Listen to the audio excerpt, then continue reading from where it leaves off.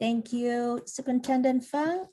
Let's do call to order. So, okay, we ready? So this is a special board You meeting. need to do roll call, please. Yeah, this is special board meeting March 9, 2021, and I think now is 6:03. We'll begin roll call. Please, Mary. President Lay, Aye. Vice President Herrera. Here. Clerk Chavez is not with us this evening. She's absent. Member Cortese. Here. Member Doe. Here. Thank you. So Clerk Chavez is handling an emergency with her mother at the ER, emergency room. Yes. Thank you, Board Vice President Herrera. So we like move on to, do we have a student governing board representative also? I or just no? moved them over. Oh, okay.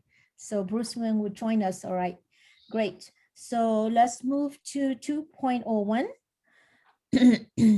Member of the public, please submit your public comments online by accessing the form on the district homepage at www.esuhsd.org. Please limit your written comments to no more than 1,000 characters in length. Public comments submitted online will be read into the record. You may also raise your virtual hand in Zoom to request to speak. You have 2 minutes to speak. Please note all meetings are recorded.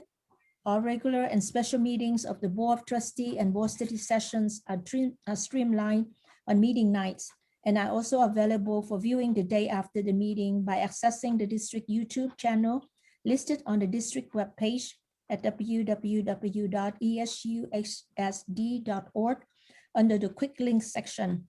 The board is not able to respond to items that are not on the agenda or any personnel issues. The comment will be read into the record and will be directed to superintendent and or the appropriate staff member for response. Interpretation of this meeting in Spanish and Vietnamese can be heard by accessing the link and following the instructions shown on the agenda and the district website. We move to 3.01. The superintendent and board member may request that items be removed from the agenda for consideration and or carry to a future board meeting for consideration and or action. I think we have only 2 items, so I don't anticipate any item will be removed. So we move to 4.01, presentation and or discussion regarding ESTA COVID-19 vaccination survey data 2020-2021. Jack Hammer, ESTA president, please take away. All right, awesome. Good evening. Thank you for having me here and for listening to the concerns of our members. We started this survey, I think, about a week, maybe a week and a half ago. And I just want to real quickly just go over the details. But this is definitely some valid information for all of you in district management and the school board as you have to make these decisions on what we're doing going forward for the safety of our staff and students. So if you can see on page 1 here, we had 927 members that answered this. This is a slight bit updated. As of an hour ago, there was 938 people that have actually completed this survey, and I'm more than happy to send out the updated info to all of you when I send out the info to the members after this meeting tonight. Okay. But you can see that of the 927, the question is fairly simple. Are you willing to get a COVID-19 vaccination? And there were 858 members, which is a little more than 92%, that said yes, they are willing to get a COVID vaccination. There are 69 members that said no, that they are not willing to do so. Okay. So what we did when we created this survey is there were 2 paths that you could go down. And the path was, yes, I'm willing to get vaccinated, or no, I'm not willing to get vaccinated. And once you go down either one of those paths, the questions that you were asked, which are only 2 of them, are exactly the same. But the caveat behind this is that one path is obviously people that are willing to get vaccinated, and the other one is ones that are not. Okay. So these first two questions that say question 5, you will notice that in the numbers, there are 843 people that answered this, and there are 87 that skipped the question. Most of the people that, would you quote, skip the question were ones that actually in the question above selected no. So that's why there's so many people that look like they skipped the question, because if you were routed the other direction, you actually skipped these questions because you were not willing to get vaccinated. Okay. So there were 843 people that answered this question. Once vaccinated, how willing are you to return to in-person learning? And so the numbers unfortunately aren't here, but that is 40% for somewhat willing. It's about, I think it was 20, maybe high 25, low 26% for extremely willing. And, you know, there is some about, I think it was 8 or 9% that were indifferent. And, you know, indifferent to us just meant like, hey, whatever we're going to do, and they're okay with it. Okay. So I do have the numbers for that. It didn't show up in when we converted this to a presentation, but like I said, I can send you actual hard data numbers when I send out the update for this. Okay. Oh, there they are. Sorry, didn't even see it. So you can look at it right there. There's 215 extremely willing, 334 somewhat willing, and then 74 that were indifferent. Okay. And then there are 151 and then 69 that were somewhat unwilling or extremely unwilling. 356. So that's more than 2/3 who are extremely or somewhat willing. It's right, or yes, it's right around 2/3. That's correct. Oh, okay. So question 6 was also for the people that said they were willing to get vaccinated. And you can see the story that's being told here. There's 846 people that answered this question, and there's 84 that did not. But this is about after they have been vaccinated, how willing are these people to work with staff and students, who are not vaccinated. And so you can see that there is an uncomfortableness there. 30% somewhat unwilling, and I think it was about 27% extremely unwilling, and the numbers are below. If we can roll a little bit after people get a chance to look at that. And then the indifferent ones are kind of whatever we do, we do. Yeah, see, so it's 252, 232. So that's 484 of the people that are, you know, somewhat unwilling to return to school with staff and students who have not been vaccinated.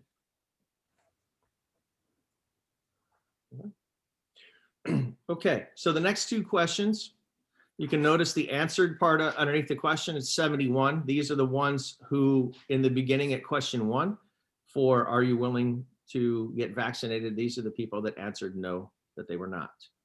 And we didn't ask for the reasons why. I mean, you know, it's basically, it was, yes, we do want to do that, or no, we don't. So that's why it looks like 859 people skipped this, because those people predominantly are ones that voted yes, they were willing to. Okay. So given that you are not willing to get a vaccine, how willing are you to return to in-person learning? Okay. And so you can see it's at 40, I think it was 39.5% there that was extremely willing. There was about 18% that was somewhat, and there was about 12 that were indifferent. Okay. You can see the numbers there. You know, and then you can interpret that how you want, but it seems to be that there's a little bit more of the people that are a little more willing to do this than those that are not. Okay. And the last question, or the second question for the people that are not willing to get vaccinated was, given that you are not willing to get a vaccine, how willing are you to work with staff and students who are not vaccinated? There were 70 people that answered this question. And there was 30 of them, which was about 42%, that said they were willing, extremely willing. There was 8 that said somewhat willing. And then there was a total of 23 that said they were somewhat unwilling or extremely unwilling to do that. So Jack, is only 70 of them respond to this question, right? Among 800? So the one thing that we did not do is we didn't require people to answer each question. If they skip the question, they skip the question. We didn't want to, force people to answer a question that for whatever reason they weren't comfortable answering, or I don't know, so that's why you're going to see that the numbers are a little bit off question by question, and it's all based off of, if people happen to skip a question, and, we just didn't want to, force people to answer. Well, plus this is the group that said they didn't want to get vaccinated, which is a significantly smaller group. This is like 8% of the people who participated, right? Well, if you see the total down below, Patty, it is 70. It's 70 people that answered this question out of the 930, 900 and whatever it was, because my number is 938. This was last week, 920 something people that answered the survey.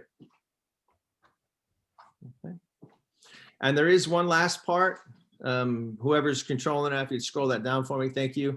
I don't know if these are all here. I think they're part of the slides. There are 466 people that participated in this part.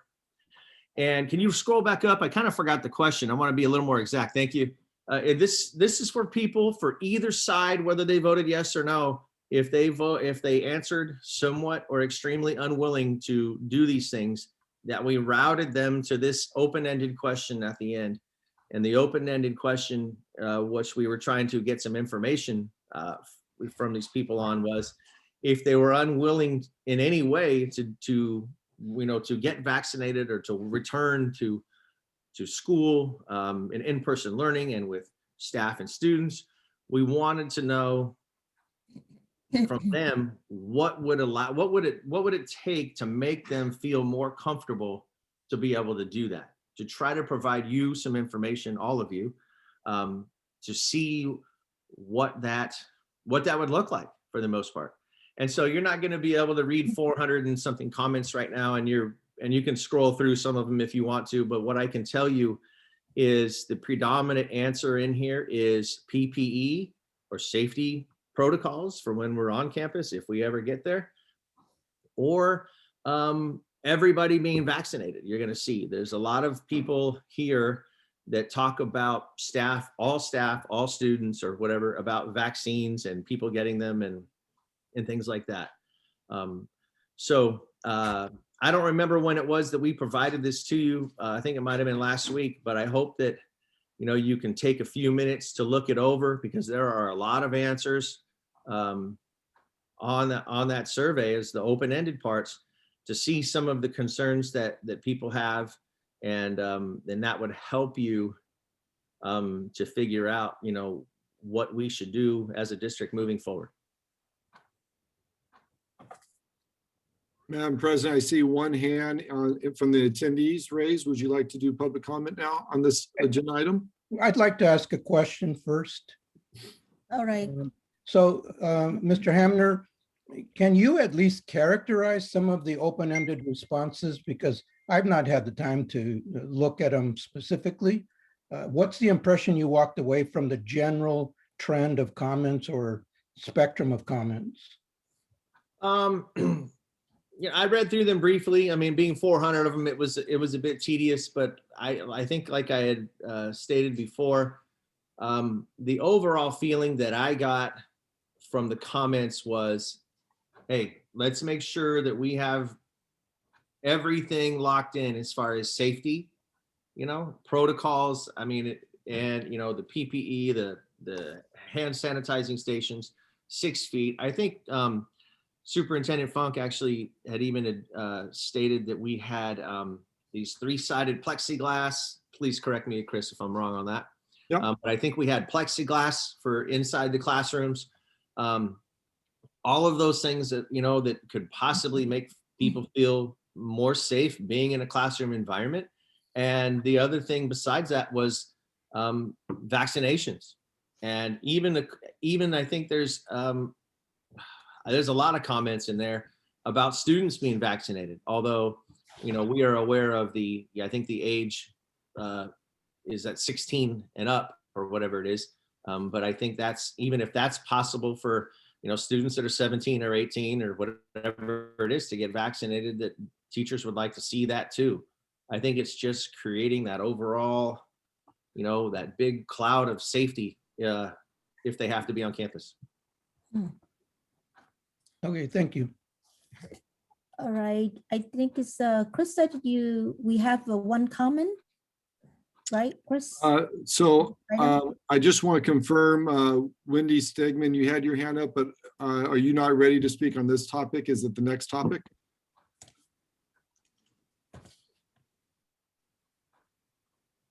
Wendy? Okay, I believe that I should be speaking on the next topic. Very good. Okay, thank you for that. And just re-raise your hand when we get to the next topic, please. CC Flores, you may speak. Thank you. I'm a parent in the school district.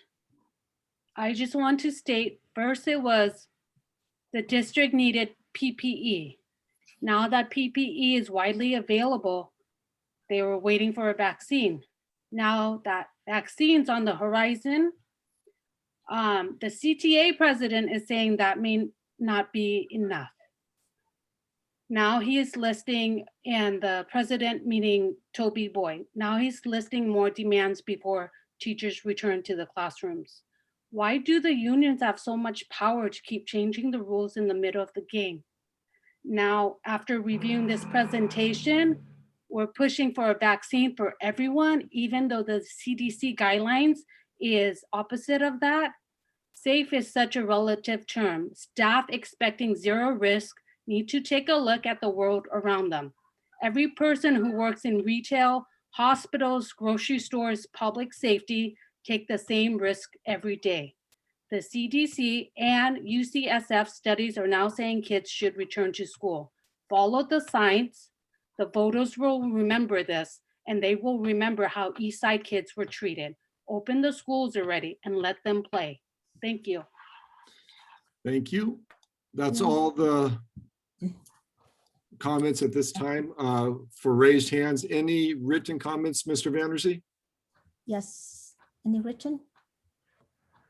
There is no written comment on this item. All right. Madam President, we do have the new hand raised for attendees. Ms. Espinosa, you may speak.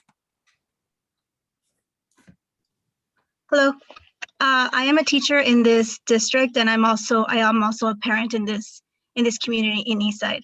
And though I understand that as a parent, you want our students to learn, as a teacher, I can tell you that our students are learning.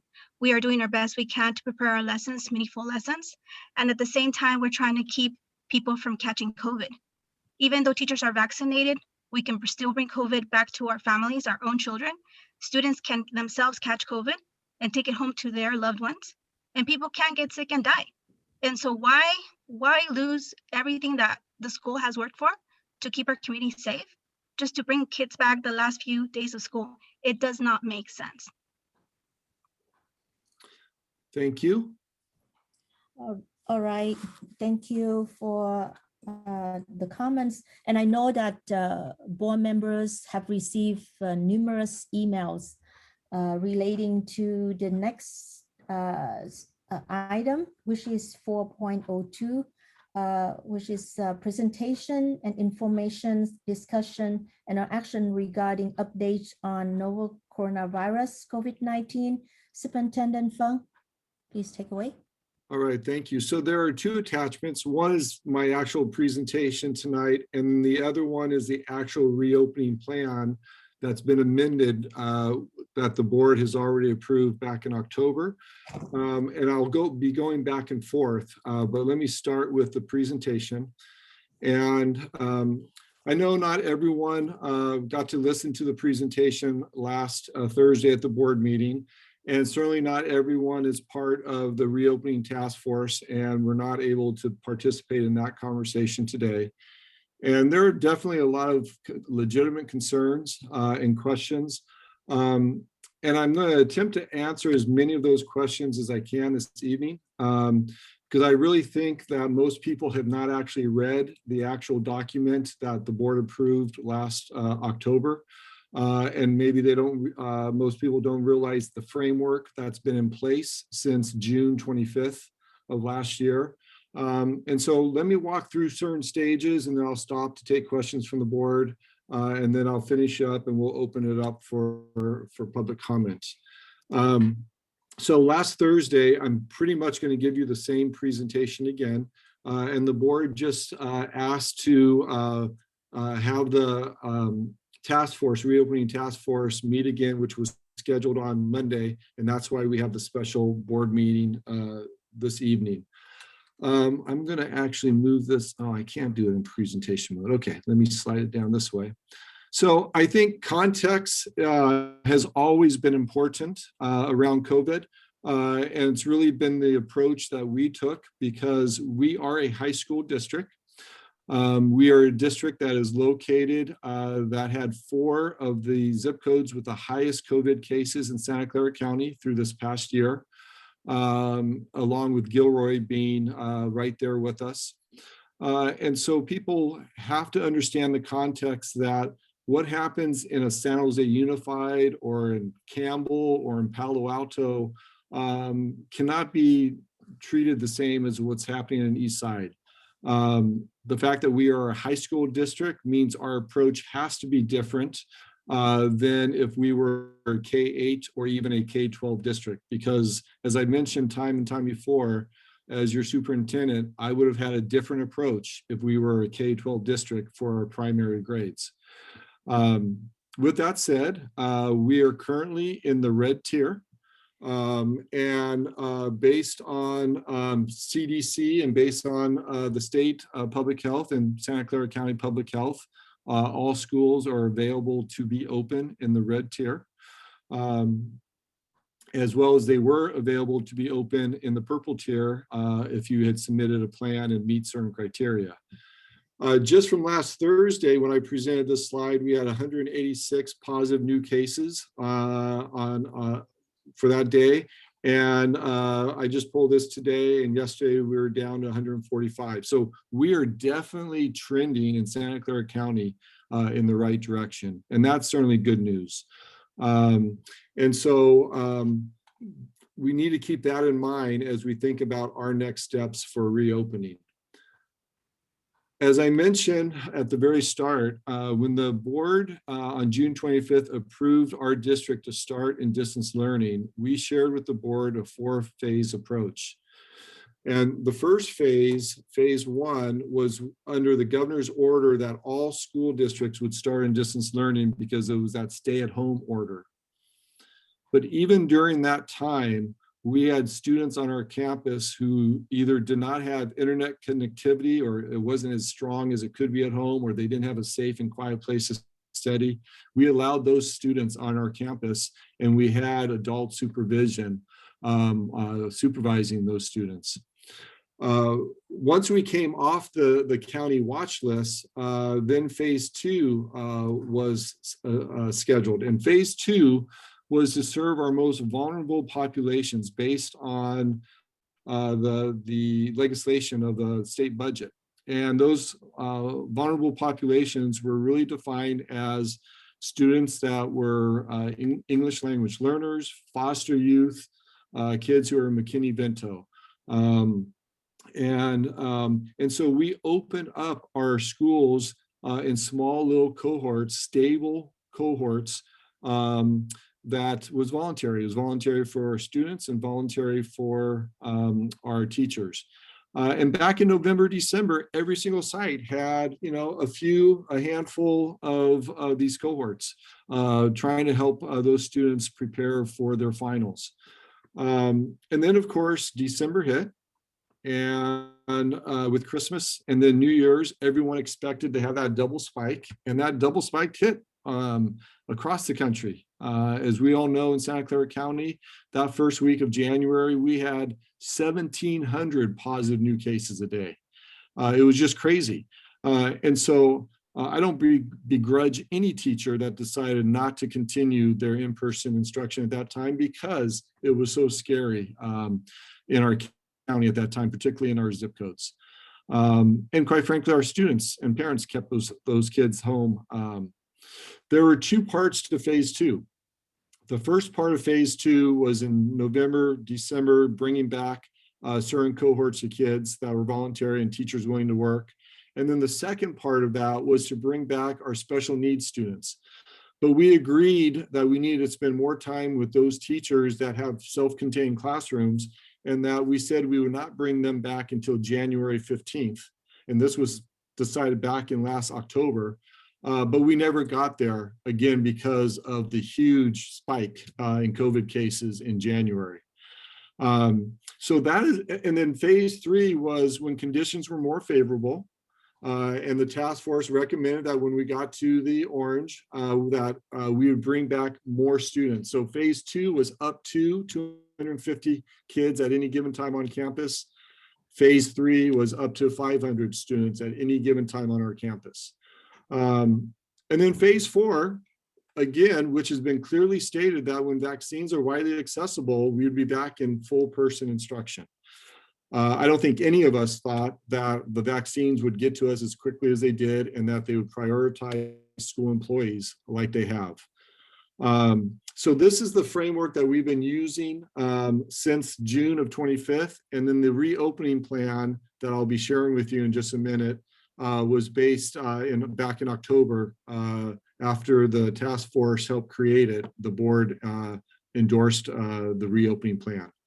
And then, as we all know, we have tiers now, and we just came out of the purple tier, and this is all based on the number of positive cases per 100,000. And we just have about 1 million in Santa Clara County, so you can see how that works. So any questions to this point from the board? No, go ahead, Chris. All right. So to me, the game changer is around vaccinations. Since that's been part of our framework from day one, and we haven't wavered on that framework. A week ago Monday, Public County Health, in conjunction with the Santa Clara County Office of Education, and of course this is the state prioritizing educators, we were given a total number of 1,500 slots for any Eastside employee that wanted to get their vaccination. We had specific appointments for our employees. And then just today, we have another 300 slots added for this Friday. So that's a total of 1,800 slots offered to our employees to get vaccinated who choose to get vaccinated. And so for me, that is truly the game changer, that our employees have a chance to be vaccinated, and that the positivity rate keeps going down, down, and down. So those are two great signs. And so because of the vaccination, that leads us to where we are today. But again, context is important. We just completed a survey as of March 1st. And there's no doubt, I think this survey would be slightly different if it happened after vaccinations. But you can see that we had 5,400 parent responses. And out of those responses, 56% were extremely uncomfortable or hesitant and uncomfortable returning their child to school. And 62% responded yes to should remain in distance learning. And students, 3,500 responses, 55% extremely uncomfortable or hesitant and uncomfortable, and 59% responded yes, let's stay in distance learning. So that's almost 40% of our students and parents that would like to have our students back. And so I think we have to be responsive to that. Our certificated staff, again, prior to vaccinations, 754 responded, 74% extremely uncomfortable or hesitant to return, and 79% respond, yes, let's just stay in distance learning for the rest of the year. And then 160 of our classified responded, very similar to our certificated, 72% extremely uncomfortable or hesitant, and 76% responded, yes, let's stay in distance learning. So that's important data. The majority wants to stay in distance learning, and that's understandable. And our position was that we were going to stay in distance learning if nothing else changed. But again, the vaccinations are a critical piece for changing the approach, and then the positivity rate is also important. Any comments regarding this data that you saw last time? I'm not going to go through every single subcategory. You have that information from the last board meeting. Okay. And then I think context also is important. We've been working extremely collaborative with our bargaining units during distance learning. We have a signed MOU with ESTA that was signed over the summer. And even though the MOU is several pages long, this section is the most important. Mr. Superintendent? Yes. You're using acronyms and we have a large audience, MOUs, ESTA. You might just spell out the words on those. Yeah, I appreciate that. So MOU is a memorandum of understanding. So it's basically an agreement between two parties or more. In this case, the agreement is with the district and with the teachers union. And ESTA is simply the Eastside Teachers Association. So thank you for clarifying that for me, Trustee Herrera. And this small section of the MOU clearly states the process for bringing people back on campus. And it's really based on Santa Clara County Public Health. When they issue an order for schools to reopen, then we follow that order. And it states it very clearly in the MOU, particularly for the small cohorts, because that was our plan from the get-go, was to do in phases, bringing students back in small cohorts. 1, to protect the students, 2, to protect our staff, and 3, to meet the public health guidelines that we have to follow. And so when we're ready to come back, when it's beyond phase 3 or it's mandatory, then you'll see 4D, we need to meet with the union and talk about, well, what will that look like? And will there be an impact to working conditions on a change of plan? And so, of course, we still have to do that. Patty Cortese, Trustee Cortese, I see your hand up. Yes, thank you. So when we went from in-person instruction, this is like almost exactly a year ago now, right? We took that action pretty much in lockstep with the other districts in the county. We worked very closely with the County Office of Education and coordinated, the other districts, our feeder districts, and the other districts around us. And I'm wondering if there's any similar effort as we come back. Particularly this in this MOU, you said, when there's an order to come back to school, and I don't know that there's been an order to come back. I understand that there's been some incentive to come back and some encouragement to come back. So that just, I'm wondering how, and I'm also getting a lot of emails from people who are employees who have young children in other districts. And I thought that was very useful when we went to distance learning, that coordination was in place. And I'm just wondering if we're looking at that as we come back. So we continue to have our weekly Tuesday Zoom call with all 31 superintendents and with public health. It happens every Tuesday. And the challenge is with the 31 school districts, you have some that are only K-6, some that are K-8, and then some that are K-12, and then others that are high school only. And that creates a challenge. The other thing, it was easier for us to all agree on when to close. But the hard thing is what I started with is that you have to understand context. So our context in Eastside, particularly for the past year, is much different than the context in Palo Alto. Our context as a high school district is much different than if we were a K-8 district or even a K-6 district. And so our approach would be much different. So, and then the fact that each 31 districts each have their own bargaining units and they each have to create their own MOUs at the bargaining table, you're going to have different MOUs.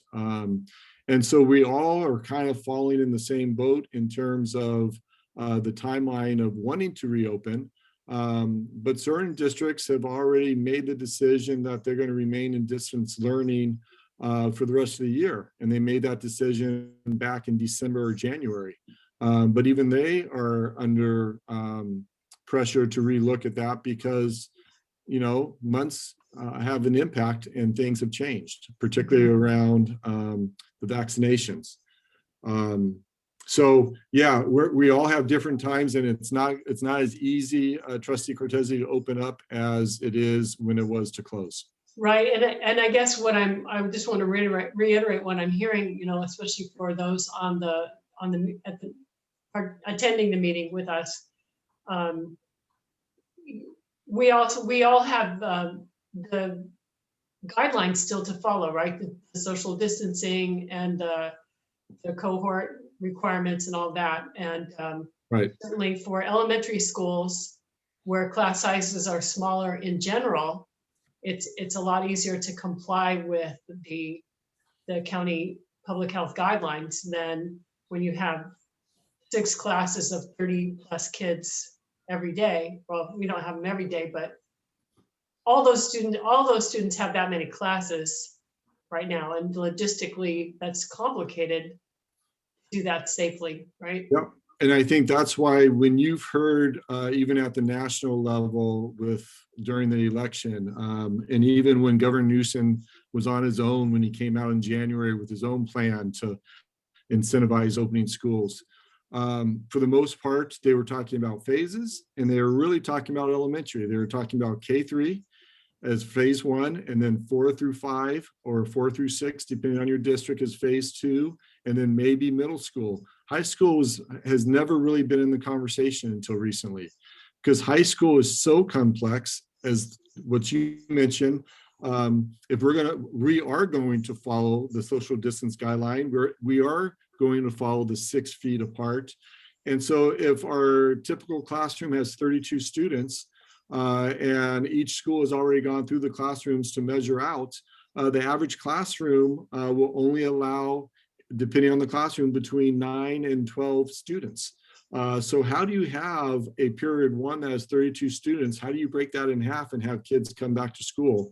You certainly can't do it for 6 periods a day, or even 6 periods for a school week. There's just not enough time in the day to break up that. And then when you look at schools like Independence and Evergreen Valley that have twice as many first periods as some of our other districts, now or schools in our district, and you're trying to break up that first period across the day, there's just not enough space for that to happen. So our district's very complicated, and that's why we, for the most part, have talked about stable cohorts, and that's why the proposal tonight is to remain in stable cohorts and not actual classes like elementary can be.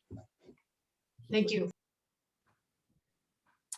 All right. I'm going to get back to this one because I think one of the questions too is the legitimate question of, well, are we only doing this because we're chasing money? And you know what? I'm the first to say that it is unfortunate that the legislature has tied reopening schools to incentive, to money. Because if the state has $2 billion for education, then give it to us as ongoing money. Don't make it incentive so that school districts have to compete with each other to open up to get money. Our school district, if we were to meet the guidelines, that would be $7.9 million in new revenue in one-time money. And let me be perfectly clear. We do not need $7.9 million to open up our schools in our proposal in the next month. We can do that based on everything we have in place now. So that would be all new revenue that we can use as we choose. And this proposal came out after the vaccines. So I don't think it's the #1 reason, but I would be kidding you if I said it does not impact us, and it would be hard to walk away from this kind of money if we chose not to reopen our schools. And as you can see here, what they've highlighted are homeless pupils, are foster youth, are English learners, people that don't have access to device or the internet, or disengaged students. Those are kids that we've already identified in our plan for phase 1 and phase 2. So that doesn't change at all. Unfortunately, they put some trigger language in that says that by April 15th, if you don't have your schools reopened, that you'll be penalized 1% per day. And I think that's about $92,000 for Eastside. And that if we're not open by May 15th, we lose all $7.9 million. So yes, this does impact our decision. But I truly believe it's not the primary reason, because if you go back to our framework, all year long, we've said once vaccines are widely accessible, that we would start bringing kids back in person. But this is part of the comments that we've been receiving, and I just want to be transparent about it. Any questions on this? Nope. Well, I just a comment. You know, I've been reading. You know, I haven't gotten to all emails, but I've been trying to read as many of them as I can. And you know, certainly there are folks who feel like this is, you know, disingenuous to do this just for money. And I look and see, with this kind of money, we could actually bring in some really essential services for our students to help them process what they've just been through this year. You know, we bring in some resources for that over the next year or so. I mean, I think that's the kind of thing we need to be looking at. This money is to not only make our schools safe, but what can we provide for our students to help them deal with what they've had to deal with, and our staff too, for that matter. Yep. So I think this is, it's an incentive, but it's also a mitigation. You know, I think we need to consider that this is something that can actually really help us get through this and build resiliency and capacity. Any other comments on that one? Nope. All right, so I'm going to walk through everyone. Oh, Bruce, I see your hand up. Yeah. So given that, you know, our district could potentially get $7.9 million, not only will that potentially help students if we were to forward a portion of that money perhaps to essential services like mental health, and as well as the hiring of counselors, which is still currently an issue. You know, I think the benefits of this would outweigh any possibility of you know, community spread and everything, because a lot of the damage has been already done to a lot of our students, and if we don't reopen now, it sort of continues on. That's my opinion. I understand that there are issues with the coronavirus, but mental health is something that I'm genuinely concerned about.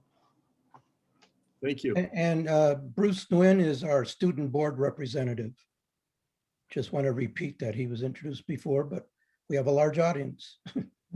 Thank you, Mr. Herrera. Yeah, so what I like to do is walk through our school reopening plan.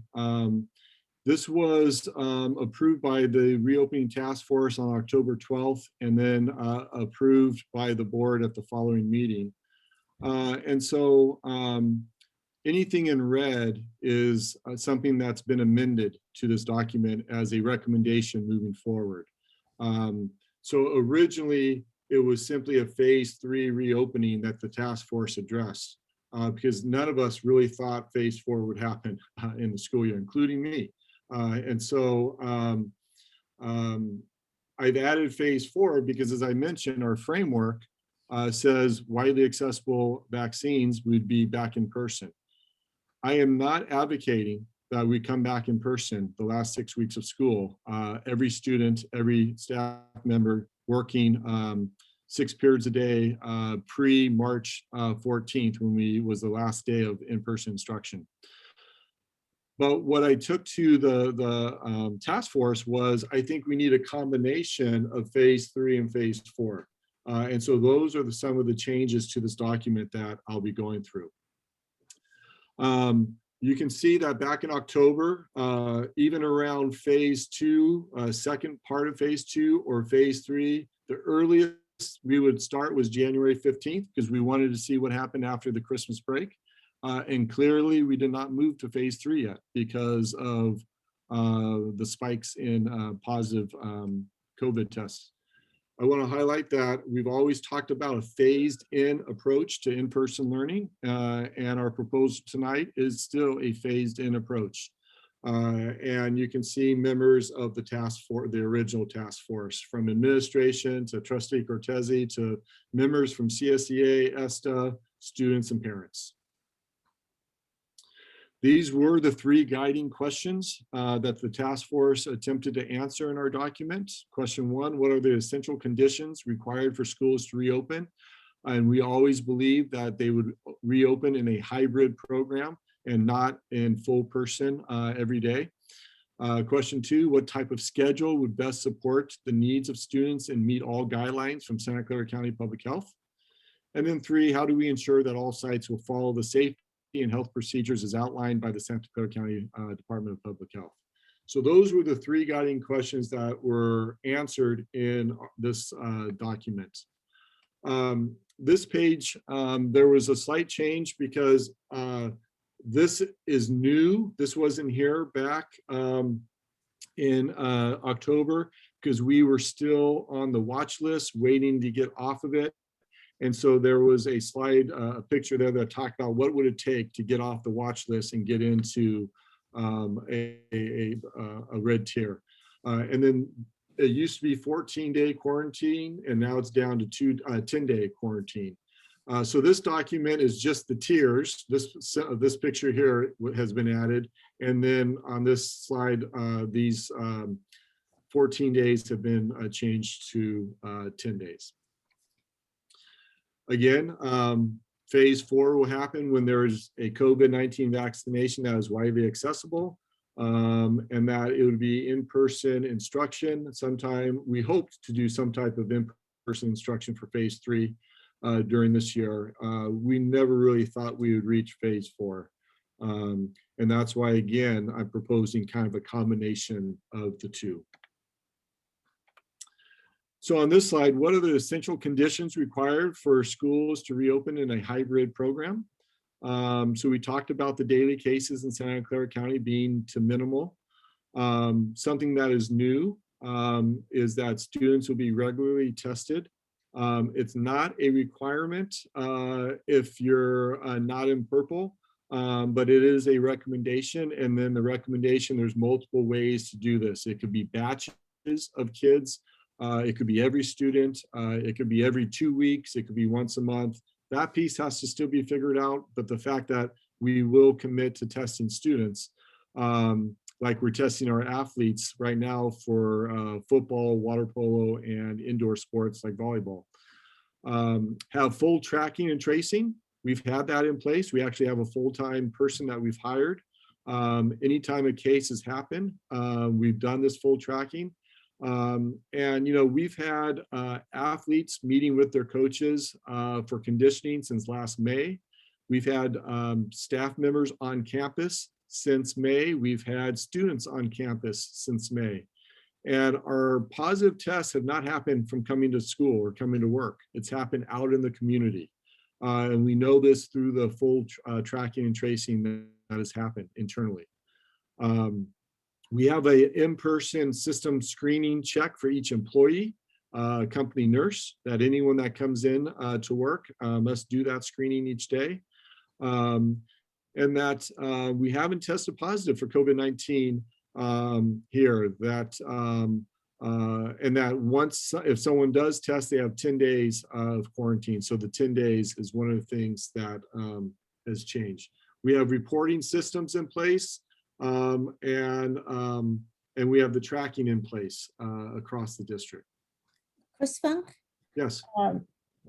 For when you mentioned about student will be regularly tested, so we need to have the permission from parents or? Yes, that's a great question. So testing is not mandatory and the law allows for parents to opt out of the testing. Okay, thank you. Yeah.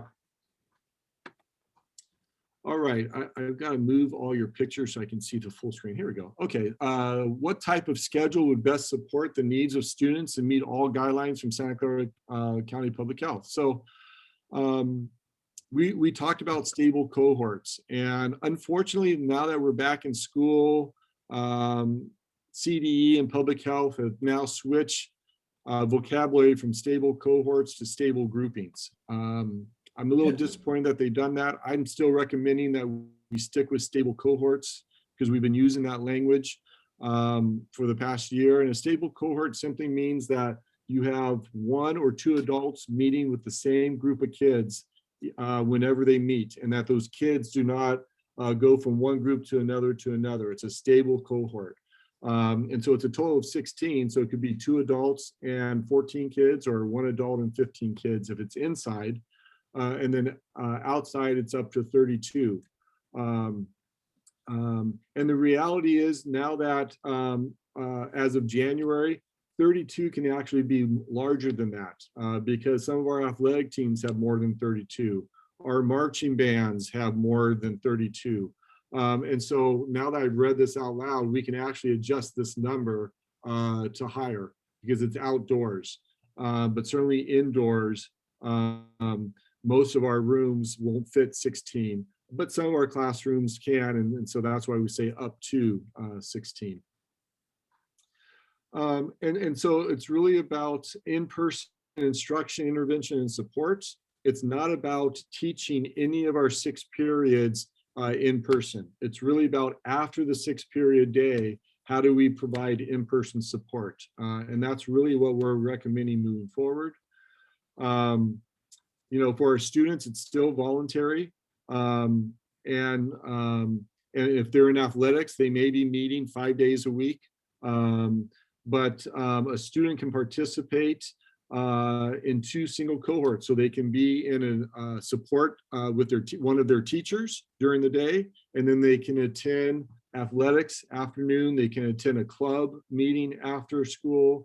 They can attend Goodwill Assets after school. So they can do something with one of their teachers in one cohort, and then something after school in another cohort. One of the changes is in the original document, we said no more than 500 students at any given time. But if we want to try to merge phase 4 and phase 3 and meet the guidelines that the state has for the incentive money, the task force said, well, 1,000 at any given time is reasonable. Because one of the other guidelines is we do have to offer a specific grade level. The task force and the principals are in agreement that we should really try to bring back, offer the opportunity for any senior that wants to come back the final 6 weeks for in-person support, not to be taking one of their 6 classes in person, but activities, support, counseling, whatever it may look like. And then one of the changes here is that staff will meet, not may, not voluntary, but staff will meet with up to 3 single cohorts for 90 minutes for at least 1 time per week. So they can meet with 1 cohort once a week for 90 minutes. They can meet with that same cohort up to 3 times a week, or they can meet with 3 separate cohorts 1 time for 90 minutes each time. And so this will vary by site, and it will vary by teacher. It will vary based on how comfortable they are. But at a minimum, those that qualify to be in person would do at least 1 cohort for 90 minutes, 1 day a week. And that cohort will be up to 16 if they meet indoors. If they meet outdoors, it can certainly be larger. And just like we've always had, because again, the red is new language, staff who are over 60 years or older, or who have underlying health conditions, or are taking care of or living with someone in their household with underlying health conditions, they remain in distance learning full-time, and they do not do the in-person support. And then what we just added, because there is clear data that infants under 1 year are more susceptible to catching COVID than a 2, 3, 4-year-old because of their immune system being built, we've added that. So, if we have two teachers or a teacher and a counselor or a teacher and someone that's a classified and they just had a child within the last year, then they both should stay home because we don't want one tracking potentially the virus home. So there are changes to this in red. Any questions on this or anything you don't understand versus teaching your class still online in Zoom versus meeting in person with a single cohort? Because there's a huge difference there. So Chris, so your the third item, that staff will meet with up to 3 single cohorts for 90 minutes for at least one time per week. So that means that teacher will meet at least one time per week for 90 minutes on single cohort? Yeah, that means teacher A may choose just to work with a cohort of students one time for 90 minutes. Okay. Teacher B may choose to work with their cohort 2 times a week for 90 minutes. Okay. Teacher C may choose to work with that same cohort 3 times a week for 90 minutes. And teacher D may choose to work with 3 different cohorts once for 90 minutes. I see. But that's up to the teachers to choose it, correct? That's correct. That's working with their site administrator on identifying the kids and what they're comfortable with. So at a minimum, it's 1 cohort for 90 minutes. And I also wonder that when you talk about the outside, could we accommodate the location as well as for like a student who takes music, they have to practice or they learn the class outside, but based on the weather, sunshine or windy, do we have any avenue or we can accommodate all of those weather reason that we could not support those classroom? Well, so as I'll get to this, we're talking about having this start right around April 10th, April 15th, April 17th, right in that range. Okay. And so we know that in April, May, it tends to be fairly warm. So I don't think we have to worry about inclement weather. We're talking about 90 minutes. So being outside for 90 minutes, I don't think is a huge stretch. Many of our band already are outside because they're so large that the teacher breaks them up into different pieces, the drummers and what have you, and they're working outside already. So our athletes are outside. So for 90 minutes to meet, to provide any type of guidance or support around a project, and just to get our kids out of the house on campus to socialize. I mean, that's really a big thing. And if we can get each teacher to work with a minimum of 16 students that potentially are just failing, and maybe that in-person contact will help them get to a D or get from a D to a C across the district, that's going to have a huge impact to the number of Ds and Fs that our students earned at the end of the first semester. So it's not in-person instruction where you have to create a lesson plan.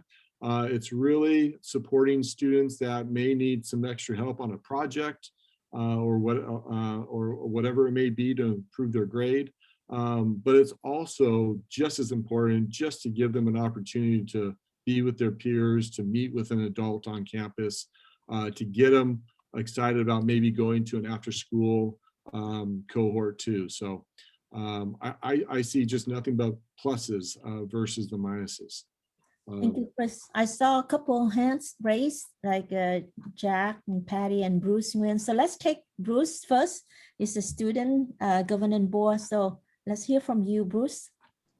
So with the students that might potentially come back, will it still be structured on a block schedule, or would it return to 6 periods and 60 minutes or 90 minutes each? No, so I'll get to that on the next slide, but yes, let me be very clear. Everyone is still in distance learning. Teachers and students are all in distance learning. Those that choose to come back to be part of a cohort, that cohort only meets for 90 minutes, 1, 2, or 3 days, and it's outside of the teaching day. So it's during tutorial, advisory, after school. It can be on Saturdays. We will adjust the Wednesday schedule so people can meet earlier on Wednesday, but it's outside of the 6-period block schedule. All right, so let's hear from board member Patty Cortese. We can hear from Mr. Hamner first. Go ahead, Jack. Very gracious of you, Trustee Cortese, but your hand was up before mine. Go ahead, Patty. Okay, well, I might have more questions after he has asked his. Just some logistical questions. So students are allowed to would be permitted to be in 2 cohorts. So that, and one for instruction, one for athletics or after school activity club, something like that. How do we keep track of that? So our sites we'll keep track of them in Infinite Campus. They'll be assigned a specific code for the group that they're in, and they'll be able to make sure by polling and monitoring that they're not in more than 2 cohorts. Great, okay. And then the socialization piece of this, of course, is so important, and yet I'm concerned because some of these students probably haven't seen each other in months, if not all year. How do we support them in socializing safely, recognizing distance, masks, you know, and not touching and all that kind of stuff, not hugging? How do we support that? Yeah, it's a full court press by everybody, right? And so as soon as we decide that we're going to move forward with this, we start informing them, highlighting all the things that we have in place, reminding it's an opt-in. So in our letter, we'll be very specific on the expectations about mask wearing, about not social gathering after class or before class in large groups, staying 6 feet apart. And then, yes, it's going to, you know, a Herculean effort by our sites, making sure that they have enough staff on campus to support them with this. And that's why we want to be able to spread it out, right? We already have kids on campus right now with athletics. And I'll tell you, just with my own personal experience coaching, just the energy that's already back on campuses is amazing. And so our athletes have been following those guidelines since May. They come on campus with their mask on, they meet, they do their workout, they social distance, they use hand sanitizer. When the practice is over, they put their mask on and they immediately exit. So I think we have to give our kids a lot more credit, but we do have to work with them and be explicit about and teach the expectations. Great, thank you. With regard to the cohorts, so there's a lot of flexibility here, which I think is great. So teachers, it sounds like teachers will be allowed to meet with up to 3 cohorts. So they will be allowed to meet with essentially what, 45 students? If they meet indoors, or more if they meet outdoors. Or more if they meet outdoors. Okay, so they can meet. So at least one time a week. So this would be, it could be after school or it could be on the Wednesday. Is that right? Yeah, so our block schedule, and maybe I should have put this up now that I think about it. Our block schedule allows for tutorial time 2 days a week, Tuesday and Friday, and advisory on Wednesday. And then if you recall, there's no school on Wednesday. So if we open up and say, you know, for the last 6 weeks of school, I think we can slow down on the professional development. I think we can slow down on having weekly meetings, unless maybe you're in WASC and you're preparing for that, and allow for more flexible time on Wednesday for these cohorts to meet. which will also help reduce how many are on campus at any given time, which will also help control the social gathering piece. And then, yes, they can meet after school, right? So whether I meet for instructional support, I might be an advisor to a certain club, and my club's going to meet now after school for those kids that want to get together and do the work that they do with their club. Or, you know, we have hundreds of kids in marching band, and they haven't been able to go out there and actually meet on the football field and go through rehearsals. So this is their opportunity. So yeah, there's a lot of flexibility there. And how will those cohorts be determined? So will a teacher just say, I'm offering this and whoever wants to sign up, or how does that get established? So once we have board approval, and we also sit down with ESTA to finalize what the plan looks like, we will send out a notice to all families saying that this is what we are offering beginning on April 15th or so. Some teachers may choose to start sooner, right? Because they've already had one shot, or because they were already volunteering in November. But officially, we will start April 15th, right around there. And that they will have to give us, are they interested in joining a cohort? And we'll give them a deadline so that we know how to build, how many single stable cohorts we can build. Because again, remember, if nothing changed on that survey, only about 40% were actually interested. And then when the time actually comes, are you ready to come? You know, that number will probably drop. Or it may get excited, because if we offer it for all seniors, seniors might be very interested for the last 6 weeks to be able to come on campus and see their friends and sign yearbooks and do some special activities just for them. So, but we'll need them to commit. And so we will share with them what the expectations are, what the guidelines are, and we'll give them a deadline to commit. And then once we have that, then if I'm a math teacher, I will look at my 5 sections and say, okay, these are the 16 kids I think, if I'm going to do it indoors, that I think would best be served on coming in for in-person support. And then we'll match it up to see if they're on the list of kids that said, yeah, I want to come back. And that's how we'll create it. So that's why we need time to do that. And that's why it's so important for the recommendation to be approved tonight, so that we have basically 3.5, 4 weeks to get this in place.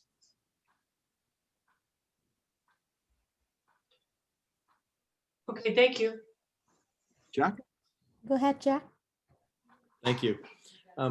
My question would be, I understand that the vaccinations are a lot more available than they were, you know, a month ago or whatnot.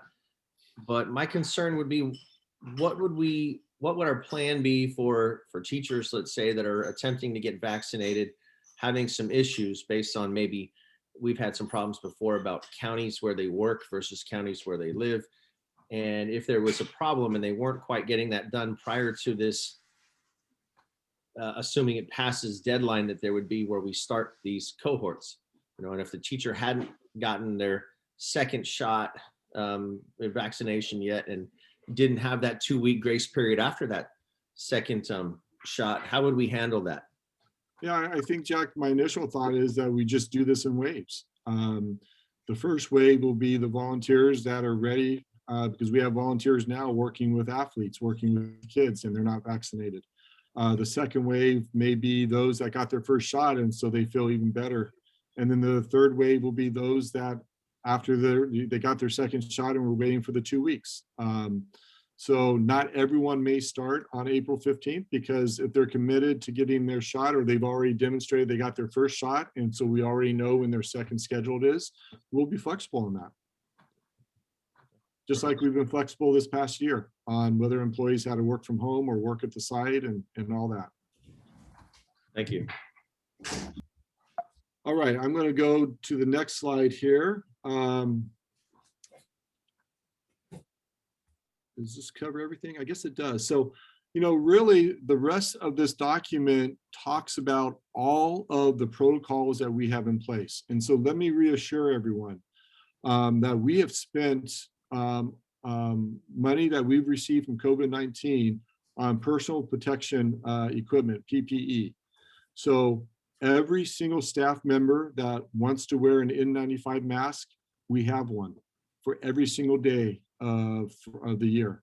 We have 3-layer disposable mask for anyone that comes on our campus, for students or anyone else that comes on our campus and they do not have a mask.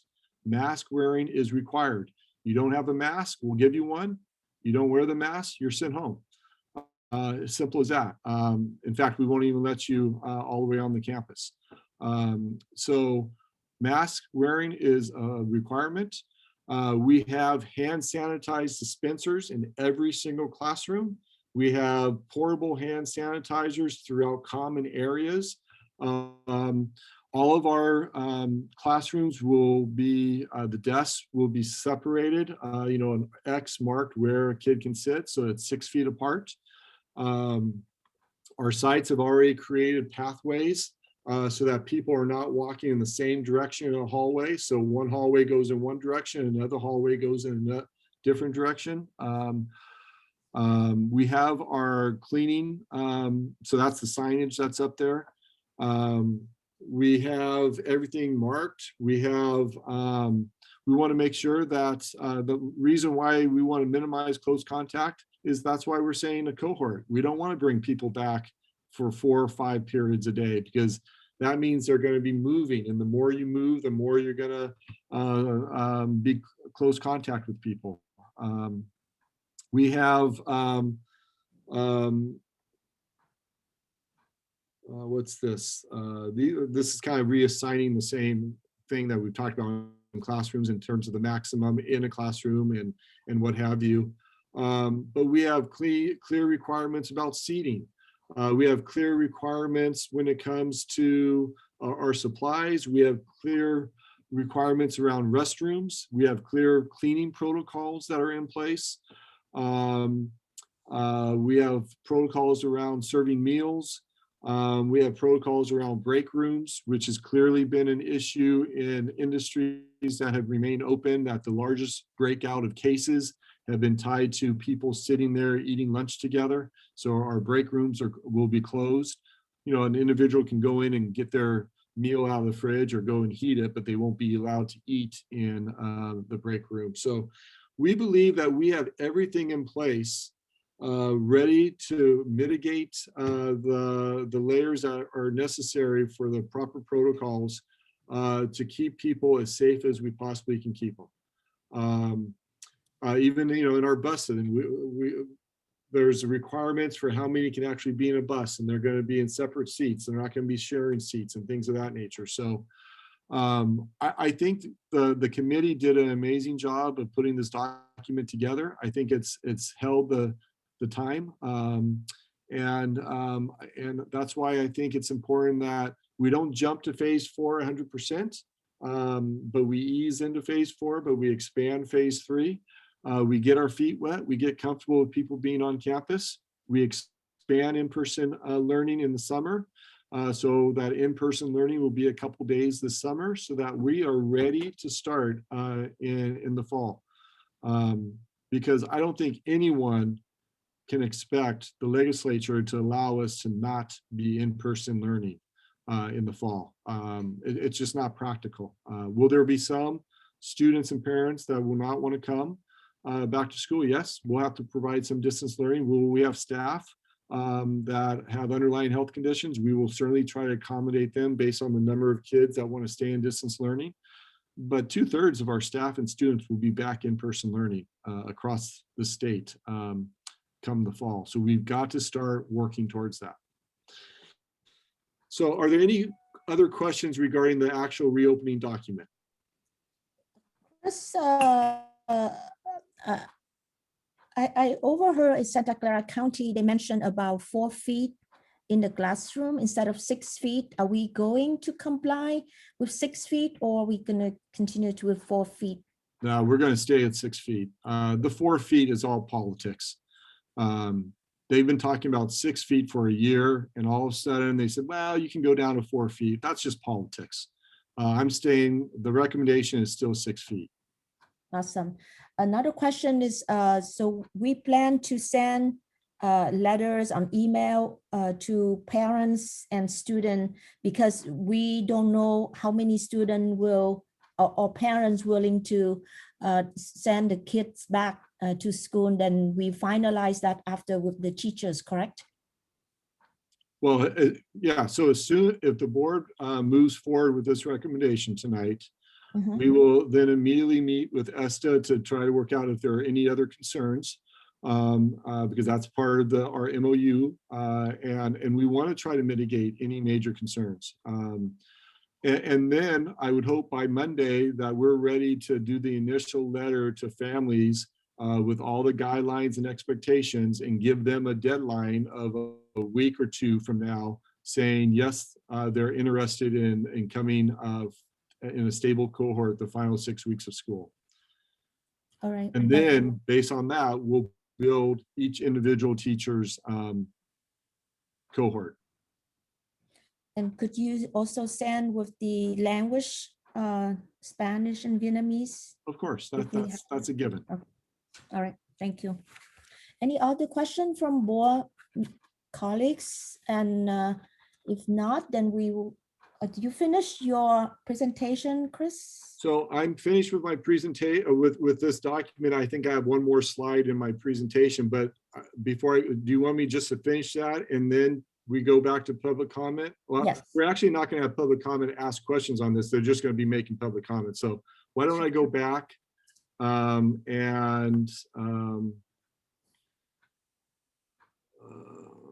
let me see here.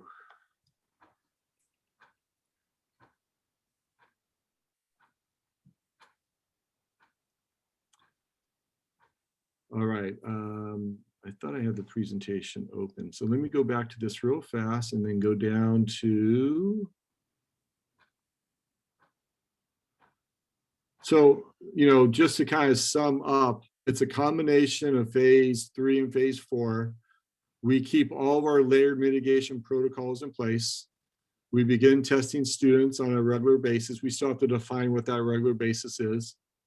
We expand the number of students on campus at any given time from 500 up to 1,000, but not to exceed 1,000.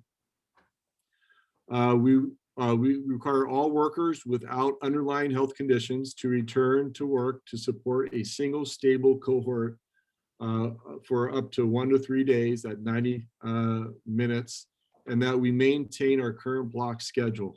So again, I think it's important that everyone understands that everyone will still be in a block schedule.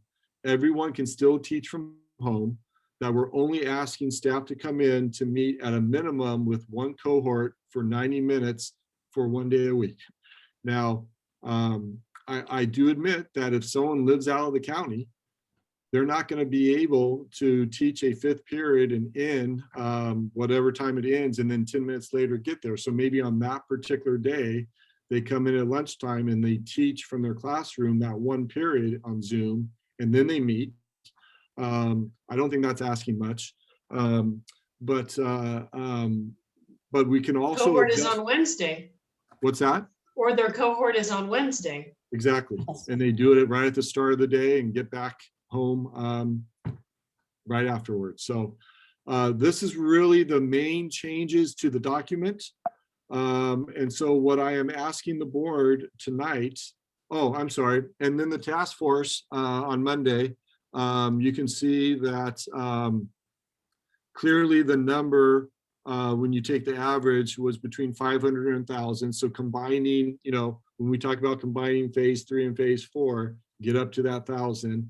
And that 67% of those that responded that were there recommended that we do come back and provide support in person. So the recommendation of what we just talked about, because the task force raised a lot of the same questions. And so in all those changes in red, we're addressing those questions that the task force had.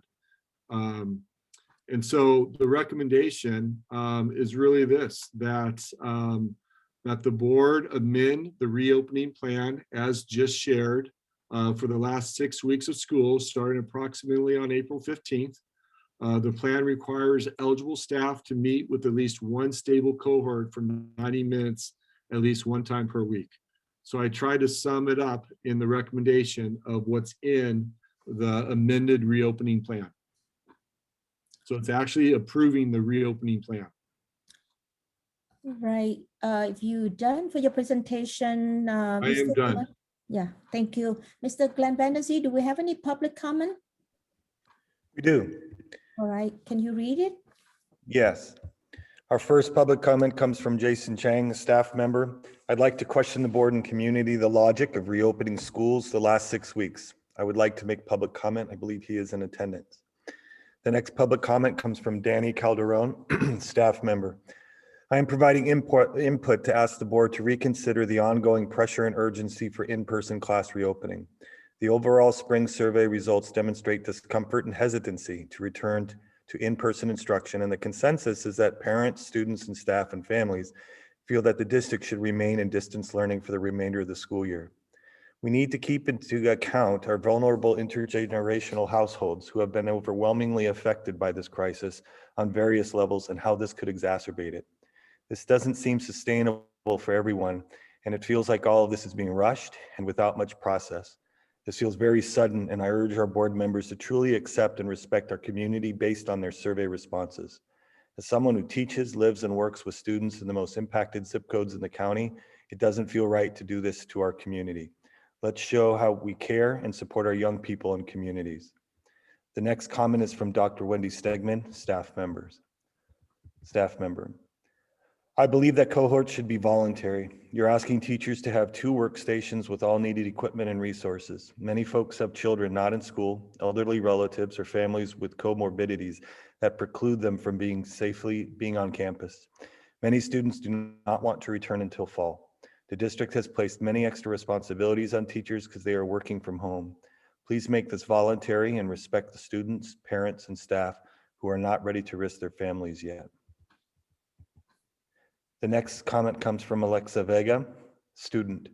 Is the school board planning on updating the 2021 spring sports restrictions?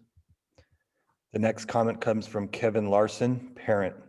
I request Patty Cortese resign from the task force on school reopening due to the parents of Eastside Union High School District not being represented on the task force properly. I have emailed each school board member information on this and find it improper to have a task force composed of 20 paycheck earning workers of Eastside Union High School District, 7 students and only 4 parents. Also, I request all school board members to ignore any task force comments because this committee was not set up properly, and thus whatever votes or comments it has are improper and should not be used in board decision to reopen schools. Please refer to my email related to this March 9, 2021 meeting to each board member.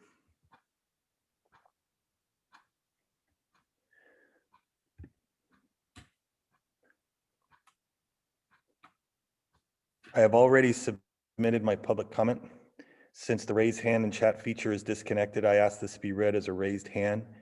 Patty Cortese, we can have a lottery to limit students to 15 in a classroom for safety. Also, we have not yet informed general public of loss of 7.9 M. Also, our front website is not updated, nor will we inform low-income parents to have voice. The next comment comes from Samantha Bolontan, student. Regarding the openings of schools of the last 6 weeks, I personally do not think it would benefit me as a junior. I would much rather finish my junior year at home than have a full senior year. The last 6 weeks revolve around finals. I think that myself and others would feel more comfortable just staying home. The next comment comes from Catherine Sarto, staff member. I'm an English teacher at Santa Teresa, and I'm not sure exactly what I'm being asked to do. Because I don't have any family members I need to be concerned at home, I can return to the classroom to host a stable cohort. Can I also host another stable cohort on behalf of a colleague who might have small children or elders at home that prevent them from coming in? How many teachers are actually needed on campus to provide support to the students who want to return?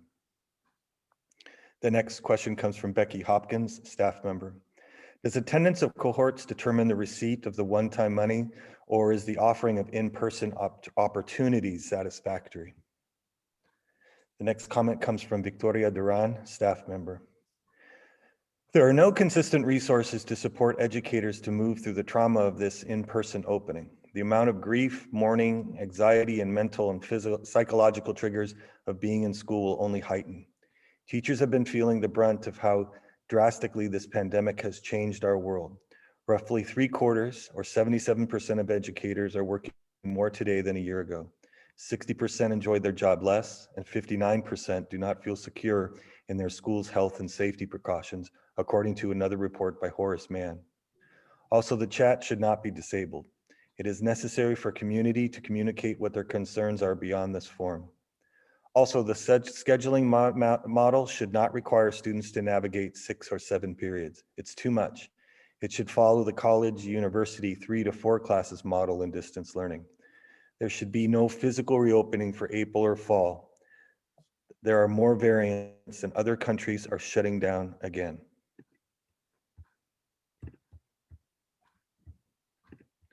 Next comes from Kristen DeLustra. I am a teacher and a parent of a 4- and 5-year-old. You say that vaccinations are widely available, yet my husband and kids cannot get the vaccine. We have worked very hard to stay home and avoid this virus. Please don't make me put my children at an unnecessary risk. That is the end of written public comment. Madam Thank you, President, we do have about 6 or 7 hands that are raised. All right. Thank you, Mr. Glenn Battersea.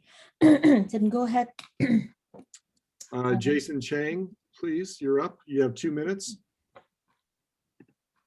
All right, hello. So, I do have, honestly, for me as a staff and as a teacher, I don't have a strong personal issue about returning. I'm going to be vaccinated by then, but these new variants do concern me. So, if I'm asked to, I'll return and I can probably adapt like, we did with distance learning and everything. But really for me is I don't understand the entire purpose of returning to like in person for the 6 weeks and what kind of value that could potentially create for our students, especially when we talk a lot about, at the very beginning about being equitable and trying to reach out to our most vulnerable populations. Because like my understanding from what I heard is that the plan suggests we open up the school, voluntarily for students to attend in cohorts, at around 2:30 to 4 o'clock. And that's on the assumption that they can travel to school within 10 minutes when even at my school, students can't even get to their next class in 7 minutes in that short distance. And I feel like that the suggestion of this is really based on the premise that a parent or guardian is at home who can take them to school, or they live within a commutable vicinity. And our low risk and at risk and most vulnerable populations, the ones who will probably need this the most, probably can't because parents and guardians are probably working. And I also have quite a few students who go into work during that time because they have to support their families. So which population is this plan exactly serving? Because it sounds really great on paper, but rather inequitable in practice. And I really can't help but feel that this is like a cater to the privileged and this allure of this money or bribes, so to speak, from Newsom and AB and SB 86. And so I guess the questions that I'm asking is, are we going to be busing or are they offering transportation services for the students who do need to come? Are we going to Uber them onto campus? So again, lots of questions. And there's like a lot of talk about like, mental health and stuff like that. So why not potentially, put the funding towards providing more mental health services for our Shane, your students? 2 minutes is up. Could you finish your sentence, please? Okay. Yeah, I mean, I would say I would end it with, we are educators, not mental health specialists. Thank you. Ms. Espinosa, you're up. There's a lot of things that are said, but I'm going to stick to what I wanted to say. I am concerned. One of the slides that you showed, Mr. Funk, about students not having to get tested for COVID, that parents could opt their child not to do it. This means that we can potentially have a student who has COVID in the classroom, right? In these cohorts, they can expose other students. And here we're talking about telling our community and our parents that we're going to keep their child safe, but yet there could be a student in the classroom who has COVID. And you're talking about having this student being able to join other cohorts up to maybe even meeting other 40, 45 students on campus. To me, that is not keeping our community safe. And I also want to make sure that you are very transparent with parents, and exactly what that means in Spanish, Vietnamese, all the languages that we have in our community. Because again, this doesn't seem right to make this kind of offering to our already very vulnerable situation with our parents that are living in, these are not families that are living in one household. We have 2 or 3 families living in one household, siblings sharing one room. And like someone said, some have to, go through the bus to get to school. Some need transportation. And so I don't think we need to expose our community just to get that money. Okay, they have gone through a lot of trauma. And those of us who have lost family members to COVID, and we've seen what COVID can do, why put this even on the plate? It does not seem right. Thank you. Mr. Wilson, you're up. Thank you, Mr. Funk, and good evening, members of the board. And I'm not going to add anything to the letter I sent you earlier today in the comments. And but I do want to just kind of bring up a couple of issues that have come up among my colleagues tonight as we've been monitoring the meeting tonight. And one of the big ones with the cohorts, the concern would be for a lot of some of the teachers and my colleagues tonight is number one, would we be teaching in only our own subject, or would we be asked to work with kids outside of our credentialed subject? And that's one issue that has kind of come up. And then the other issue as well too, that I've been seeing as well, how do we know which of our students have COVID or not? And if students are not reporting that they have COVID and they come on campus and are exposing everybody, that's going to create a safety issue for us. And so I hope the board considers those issues as they're addressing things tonight. And that's all I need to say there. Thank you. Thank you. Autumn Jewel, you're up.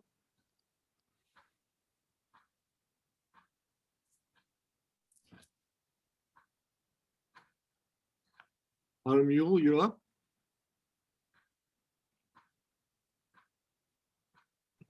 Sorry, the button to unmute took a while to pop up. That's okay. So Yeah, I just really want to reiterate a few things that Jason has said, which I think is really valid. Our students are ending school at 2:20, and then to expect them to miraculously arrive at 2:30 onto campus is really challenging, considering many of our students do not live within walking distance of school.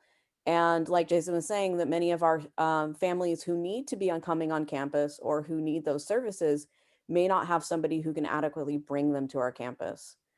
The second thing I really want to talk about, and I know I've emailed the board, is I have 2 young children that I'm responsible for teaching on and doing my job at the same time during the school day. And so what am I supposed to do with my 2 children from 2:30 to 4 o'clock when I'm supposed to be providing this stable cohort, when they're the most likely the elementary schools are either not going back or they're going to be going back for some form of a hybrid model, which is only going to last 2 hours during the day, which I couldn't bring them to because I'm teaching during that time.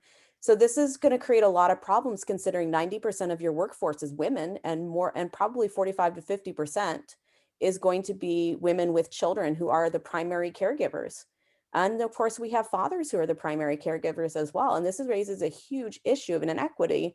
During a normal year, we would have access to childcare and other things that we could, do our job with, but a lot of these options have been taken away from us at this time. And I'm really concerned about, I don't want to expose my children to teenagers who have not been vaccinated. And we all know that have sometimes a tough time with social distancing. And I understand that's part of where they're at in their social emotional development.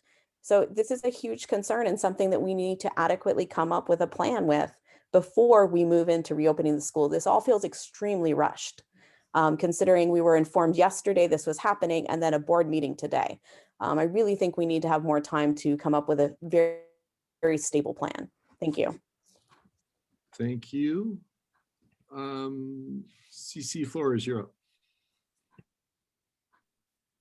Thank you. I just wanted clarity. So for The next phase, the stable cohorts, we have 90 minutes outside of the regular period 1 through 6, and the students are coming to school, which I believe is what the district is offering now for Wednesday tutorial. So is this so-called phase 3 and 4 an effort to get obtain the money that Newsom is offering, because he's not stating the minimum hours required per week to open the schools? That's just my opinion. This whole process is frustrating. The fact that the district is saying Eastside kids, and I quote, cannot be treated the same as students from Palo Alto or other zip codes. It's a real eye opener. These kids cannot help where they live, whether it's densely populated or in a particular zip code. By not offering what other affluent districts make available to their kids, it's educational disparity. I get with the remaining weeks that we have left, it's unlikely we will return.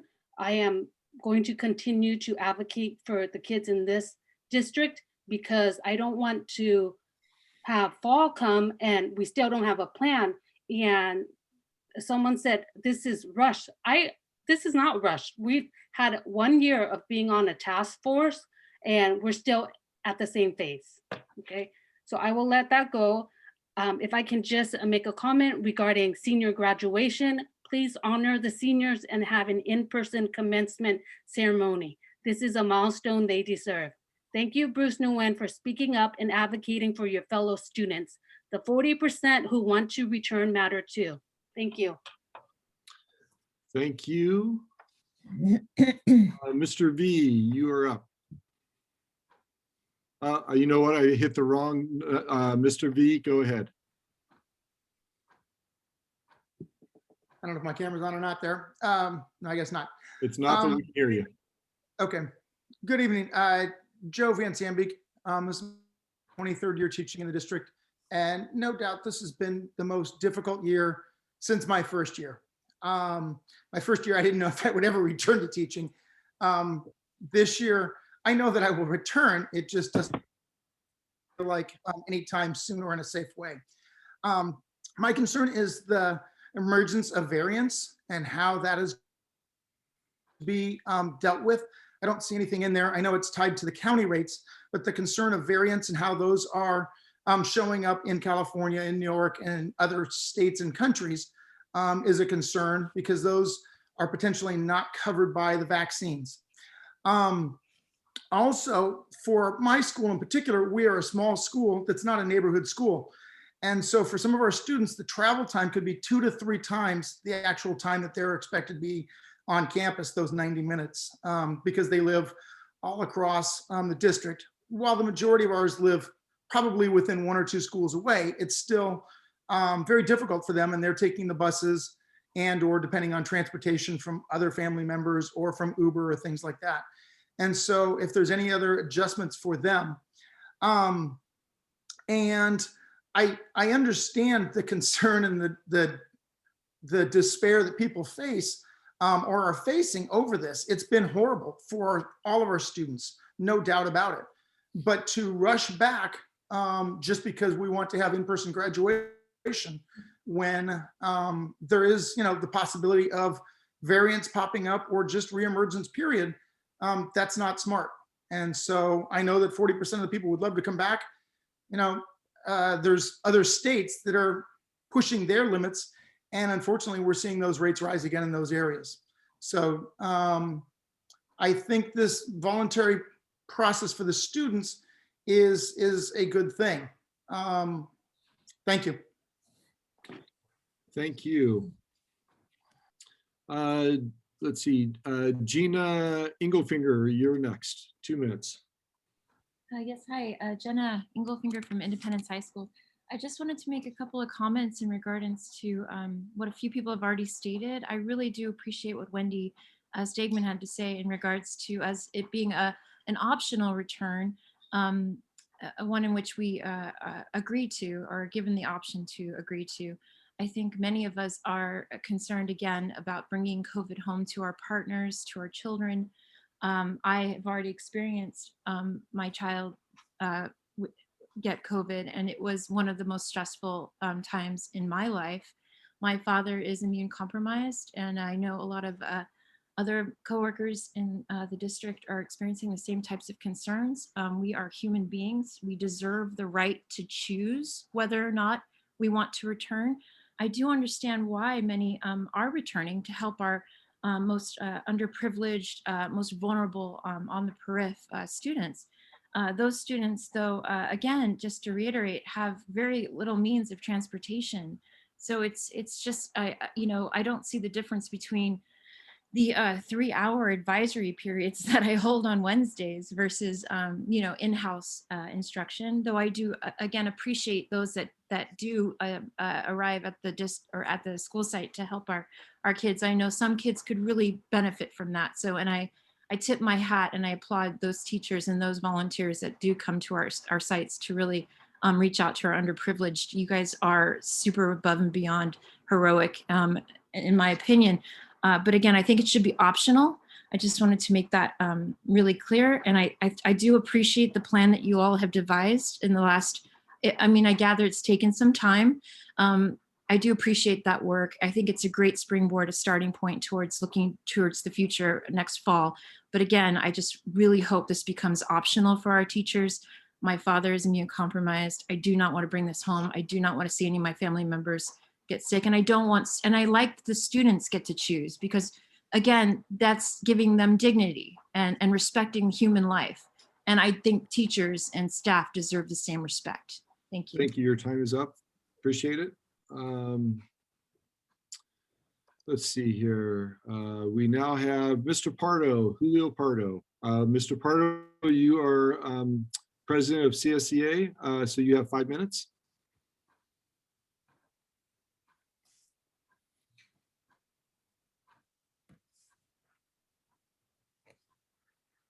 Mr. Pardo? I had to wait for the unmute button, sorry. I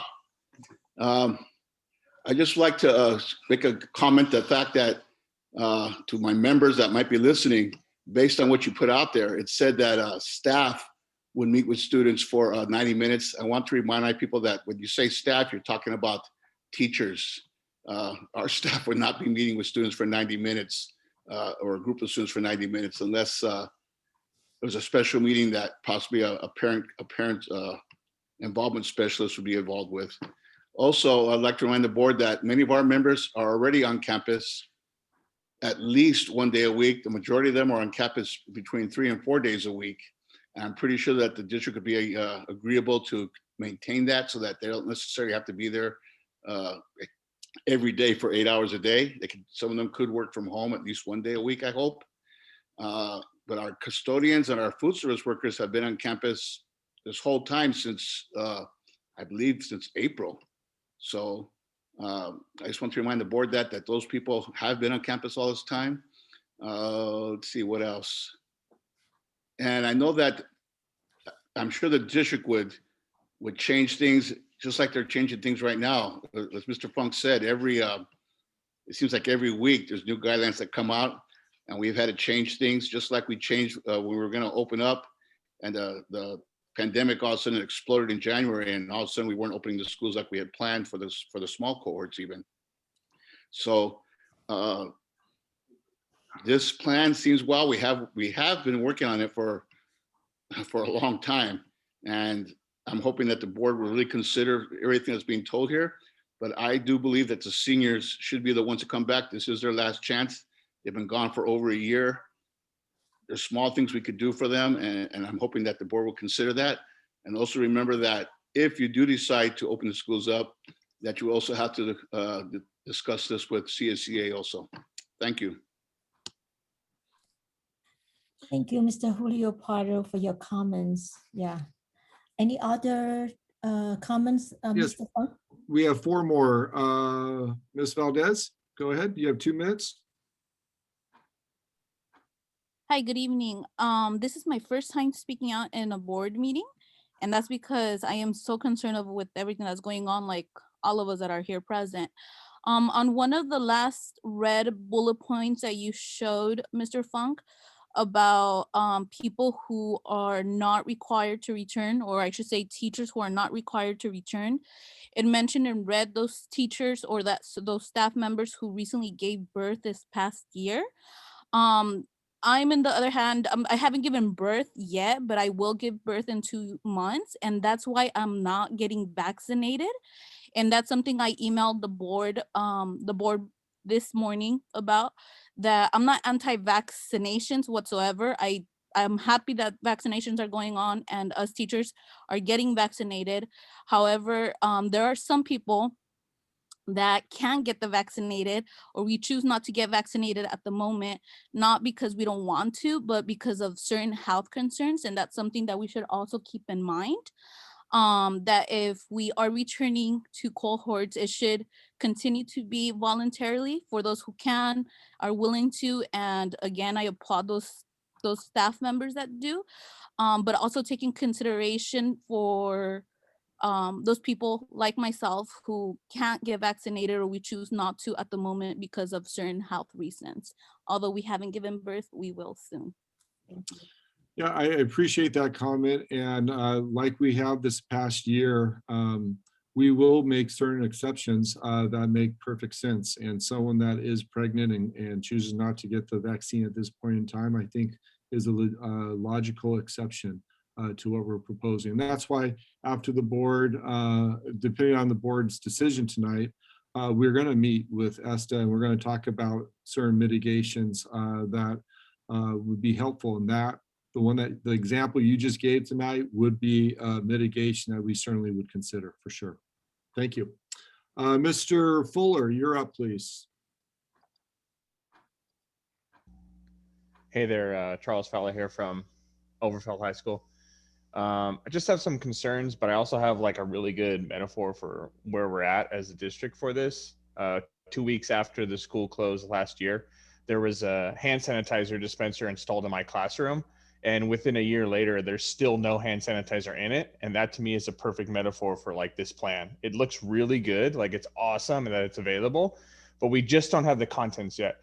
And I just asked for a little bit more time, a little bit more discovery, a little bit more investigation, because for someone who works at this site who I could potentially go in, I could potentially take the place. And I would love to be able to say, look, I'll do a cohort, I'll do 2 cohorts to make sure that another one of my members doesn't have to do that. So I worry that if we force every single teacher on site, we're going to put some unnecessary stress on teachers. And I really worry, the biggest worry I have is a mass exodus of teachers deciding to change careers at a point where it just makes sense for them to walk away.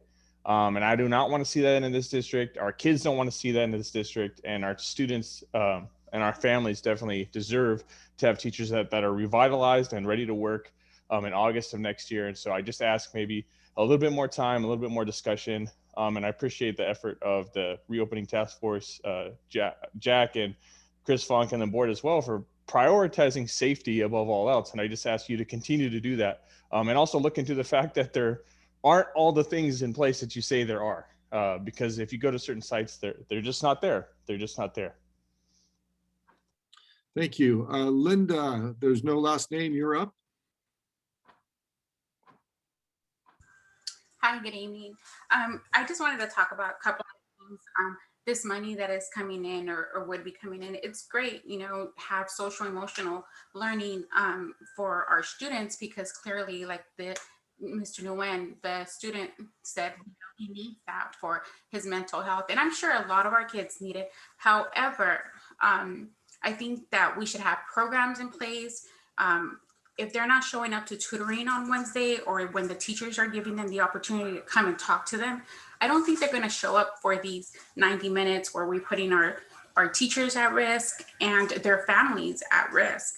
I personally, yes, I've had to stop working. I've had the opportunity to stay with my kids. I have to do that because, that's what we have to do at this time. But I don't want to put my kids in danger, nor the teachers.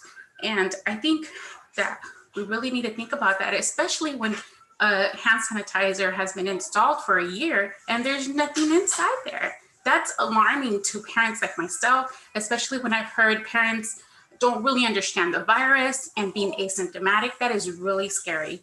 And lastly, I just want to thank the teachers that teach my student, Miss Luen, Miss Garcia, Miss Fuji, Mr. Yum, Mr. Walters, and Mr. Bach from Santa Teresa. Thank you. Thank you. Miss Taylor, you are up.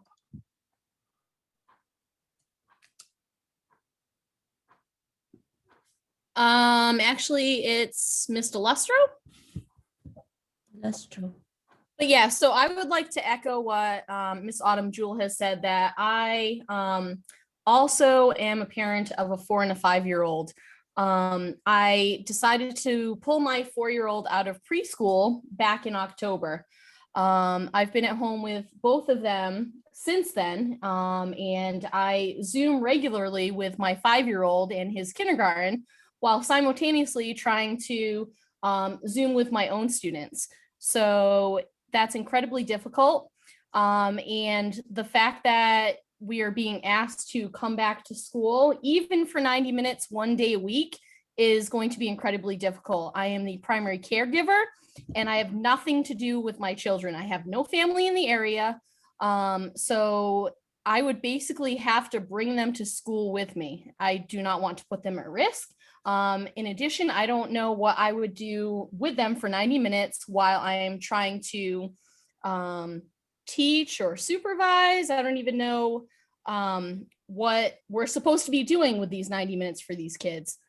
So yeah, I would just like to echo the fact that I think that it should be voluntary for those parents with young children at home. I would like to add that group to the mix of being voluntary. Thank you. Thank you. Ms. Taylor. Hello, thank you. Hello everybody. I'm Laura Taylor. I'm teaching at Santa Teresa as well.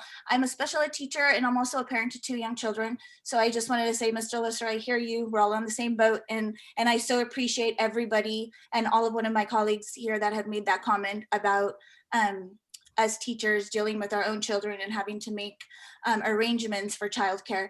It is incredibly difficult. But also as a special education teacher, I also wanted to make the comment that we use the tutorial time to meet with our students and our caseloads. We, during that time, updating goals, meeting with families, providing one-to-one time with students. We use that tutorial time for IEP meetings, which is incredibly golden. And anybody who's ever been in a meeting knows that we need that teacher representation. And it's been amazing to see that we've had this year that time for tutorial to hold those meetings and to see and create those solid plans for our students. I'm just really concerned that creating these cohorts, what's going to do to that. We as special education teachers that have all this additional work, and everybody, all of us, all teachers together, we have that additional work that we do, and that we use that tutorial time to do it. So I'm just extremely concerned. Again, biggest concern as a mother of 2 young children and also as a special education teacher. So just things to consider. Thank you. Thank you. Kylie Gonzalez, you're up. Look, I double clicked there. So Kylie, you're available. There you go. Perfect. I just wanted to share some insight from my classroom. This school year, I've had a handful of students who have just shared with me that they have tested positive for COVID, and even more students who have shared that a family member has tested positive for COVID. So I only see this continuing if we're not taking the time to really see how coming back in person could work. If our priority are the students, and their safety, how is putting anyone at risk keeping our kids safe?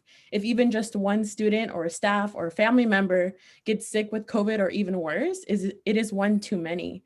To me, this is not keeping our Eastside community safe. Thank you. Thank you. Audrey Tang, you're next, please.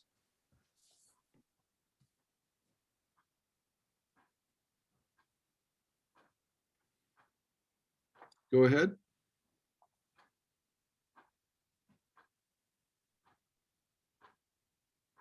Audrey Tang, please.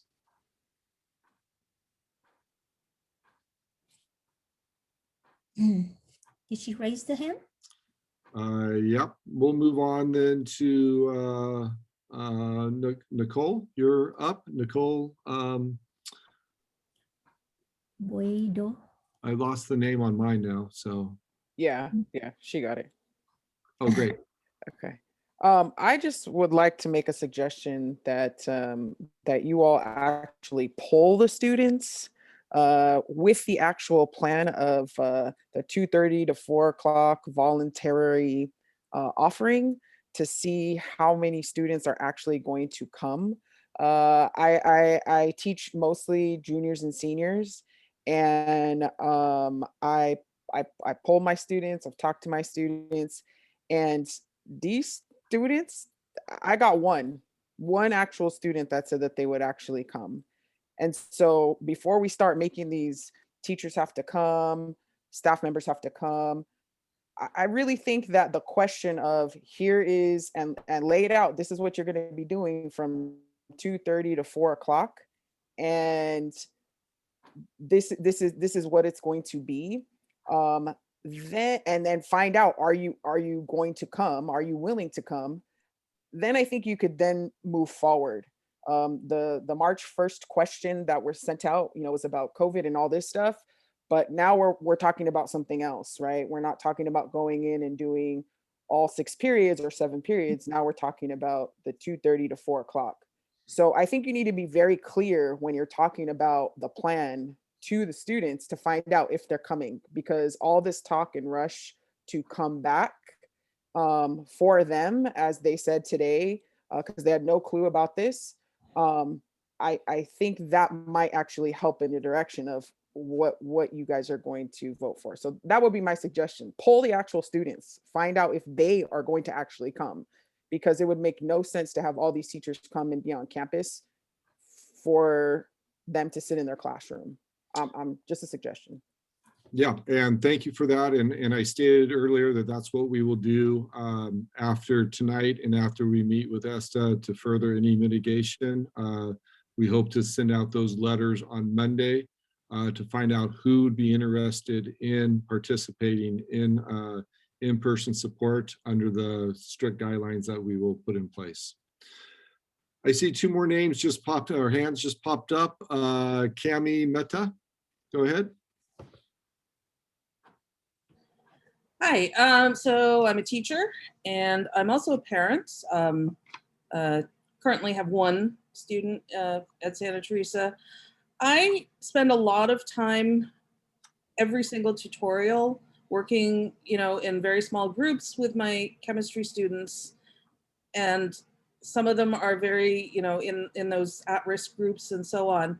But I'm really confused about how I'm going to be able to serve them if I'm also serving a cohort. Are students going to have to pick and say, hey, this is this one subject that I can get help on, and is it going to be at the cost of being able to pop into somewhere else? So I have students that'll come for 30 minutes to me, and then they'll go see somebody else, and they have that opportunity during that time sometimes to see multiple teachers, and I'm just I as much as I personally don't have, I've gotten my first shot, and I'm, my person at risk that I would, worry about is also being vaccinated.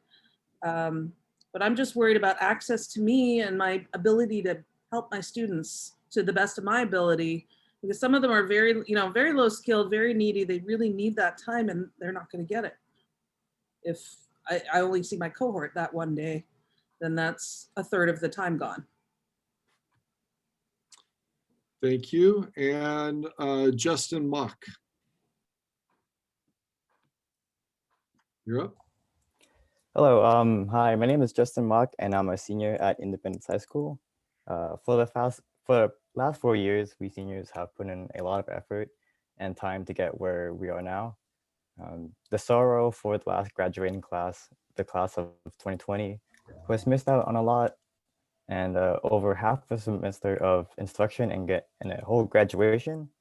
The sorrow has turned from sympathy to empathy at this point. It's understandable to give us a proper exit, if you will, to honor our efforts and, most importantly, our regrets. Thank you. Thank you. Mr. Walters, you're up. Thank you. I'm a teacher at ST. I teach history and civics, and I didn't hear addressed in the comments because I came in a little late. If I'm hosting a cohort, which is basically a study hall, and quite frankly, I couldn't teach physics if you tied me in a corner and threatened my life. How am I going to be able to help some of the students, or are the students going to move in a cohort from one subject area specialist to another? What do you teach, sir? I teach history and civics. Yeah, so then you would be looking across your 5 periods and identifying up to 16 students if it's indoors, or more if you meet outdoors, that would benefit with some in-person support. So it would be within your own subject. I see. So the students in the cohort that met with me would be my students or students represented from the department specifically about history and government. They would be your students. Thank you. Let's see, we have one more. Mr. Torres, Luz Torres, go ahead. Hi, yeah, it's Miss Torres. I want to speak on behalf of my colleagues.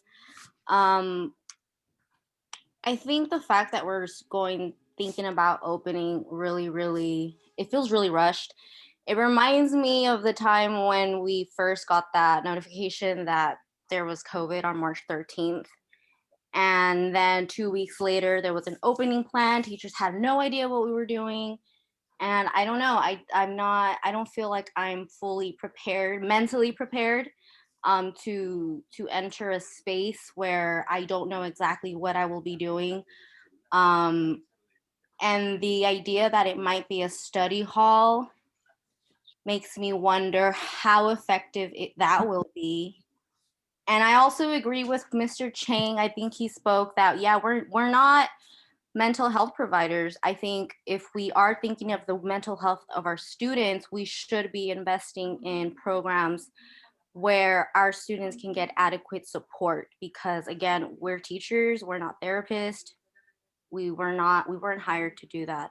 So yeah, I think we should just wait until fall, until we have an adequate plan, until families can really plan this out, because it really does feel like we were being thrown out there again without being fully prepared. So yeah, that is all I have to say. Thank you. Jennifer Gutierrez. Hi, I'm one of the social workers in the district, specifically working with SPED population. So I just wanted to raise my concerns. I was more than willing to kind of come and help out my cohort of kids, my specific kids that I work with. And I have 4 children of my own at home, as you can hear in the background, 2 which are in Alum Rock School District, which are still going to be distance learning. So my question is, for those of us with small children and are expected to go during these designated times, I'm not sure how that's going to be allocated for us as social workers. How am I going to watch my kids, or who's going to watch my kids? Or what about childcare for all of us that have kids who are still distance learning or have small children at home? And the newer thing that's coming up with the multi-inflammatory syndrome that kids are now susceptible to is very scary. So I'm willing to help. I'm willing to go into the office maybe 1 day a week to help my specific kids within my specific program. But what I'm hearing is something a little bit different. So I don't want to have to go to campus to kind of monitor the rules and monitor distance, social distancing and mask and all that. I want to go there to do my job and support the kids that I need to support. So that's my fear, is if I go to campus, I'm going to be exposed to kids that I don't want to be exposed to or don't want to be around certain people. That's my fear, is I'm going to bring that home to my children. And I also have a father who's immune compromised as well. That's my fear. So I'm not not willing to help, but I want to be sure what I'm signing up for. I don't want to be put in a position that I'm stuck doing something completely off of what I originally wanted to do. I might as well just stay home, and I'm out of county. I'm in San Joaquin County. So if I'm driving an hour there, I want to be sure I'm doing it for the purpose I need to be there for, which is helping my students specifically academically and social, with SEL, of course, social emotional portion as well. So Right. Thank you. that's just my, and it definitely would be with your group of kids that you work with. So thank you. Yvonne McGuire, you're up. Hi, good evening. I work in facilities management. I've been involved with planning to reopen a campus, multi-building campus, even at a controlled reopening status. And I think one of the key things, regardless of whether you guys open in the spring or if you wait until the fall, but the key thing is going to be communication. The only reason why I'm on this meeting today is because I heard from it about this meeting from our principal at Silver Creek. And that was on, I believe, this last Friday during her coffee talk. Other than that, I had no idea that this meeting was going to be occurring. And that goes along with another comment about, other parents not being aware that this meeting was occurring. Not everybody goes on to the district website, et cetera, et cetera. So open communication is a must. I think in terms of the teachers and your staff at your on all the different campuses, I think you guys really need to make sure that you guys have clear messaging on what's going to be happening, clear messaging on what PPE is going to be available, clear messaging as well to the parents on HVAC, air filters. I know you guys said it was in your description on your presentation that you guys have the highest rated air filter. What is that? Just those types of things I think can help a little bit, have people have a better sense of coming back to campus. Again, whether or not it's in the spring, in a few weeks, or whether or not it's in the fall. We just wanted to make sure to state that. Thank you. Thank you. CC Flores, I'm sorry, our policy is that it's one person to speak on a specific topic, and you've already been given the floor to speak. So Mr. Vanderzee, my understanding is that you have a couple new ones online. Yes, we have additional public written comment. The first is from Sule Valdez, staff member. I'm 7.5 months pregnant with anemia. There was a new guideline stating that staff who gave birth in the last year do not have to teach in person. But what about the ones who will be giving birth soon, like myself? I miss my students, but I'm also scared of risking my child. I'm not getting vaccinated until after I give birth for obvious reasons. The next comment is from Kylie Gonzalez, staff member. From the survey data you shared, it's clear that a majority of students, families, and staff do not feel safe returning to classrooms in any capacity. If our priority is to take care of our children, how is putting anyone at risk keeping our kids safe? If just one person, child or adult or family member ends up with a positive COVID test or worse, it is one too many. To me, this is not keeping our East Side community safe. Next comment comes from Sterling Leonard, a parent. The comments fail to consider that the vast majority of high schoolers in the United States are already successfully and safely receiving in-person education in some capacity. Overwhelmingly, the data shows that transitioning schools from remote to hybrid and in-person has a limited impact on community COVID spread when county case rates are stable. All local private schools are now offering in-person and hybrid options. More affluent districts are likewise moving in this direction quickly. The failure and truancy rates are spiking in our district. We are not meeting the needs of our students. We are failing them. Please give our kids a chance to feel like part of their school community, even if they are not athletes. The next comment comes from Amy Cruz, staff member. This was in relation to someone's comment that sparked a comment. Pregnancy is on the list of immunocompromised conditions per the CDC. So I'd just like to know what list we're going off of, if this is only going to be considered for staff not going back.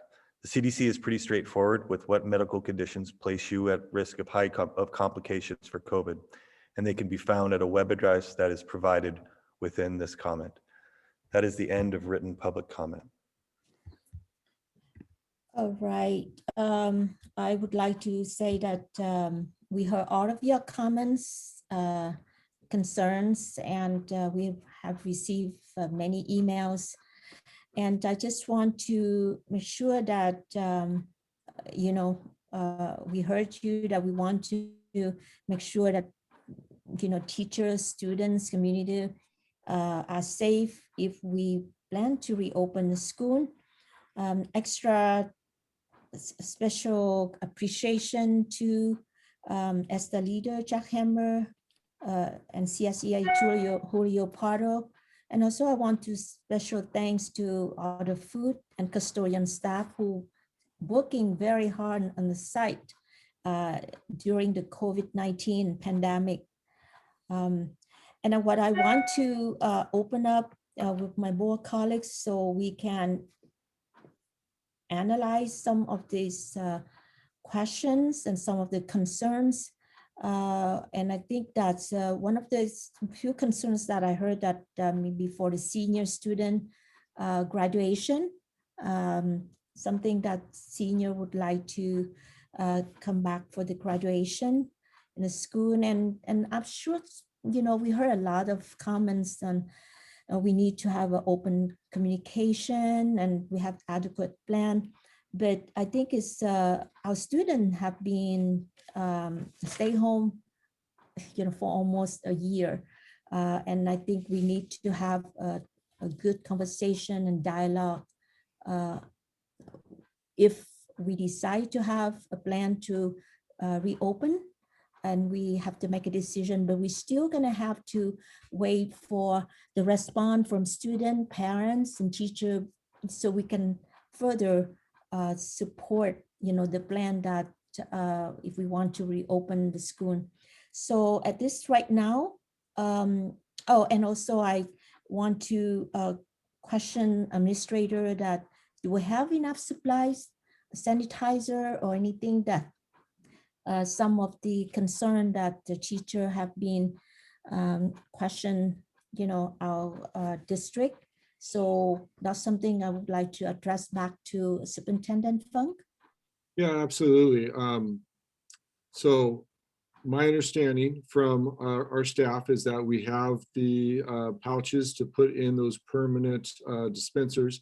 And I think that maybe the fact that no one's on campus right now, those dispensers are sitting at school sites, and the custodians need to make sure that they're installed.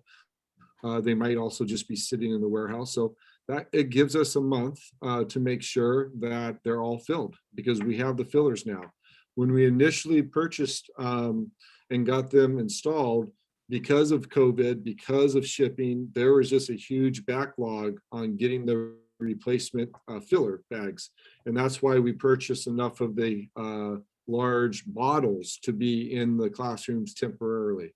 So whether it is the permanent dispenser or it's bottle, we have plenty of hand sanitizer for every single classroom. Absolutely, thank you. I want to open up the discussion with all my board colleagues because we all heard all of those comments, concerns, and we have received many emails in our inbox from last night to today. So let's have an open discussion. So anyone not want to express, any thought and comments? Yes, Board Member Cortese. Go ahead, please. Thank you. Well, I really want to hear from Bruce. Okay, so I'm sort of reluctant. Well, I'll say what I have to say, but Bruce, I really want to hear from you too.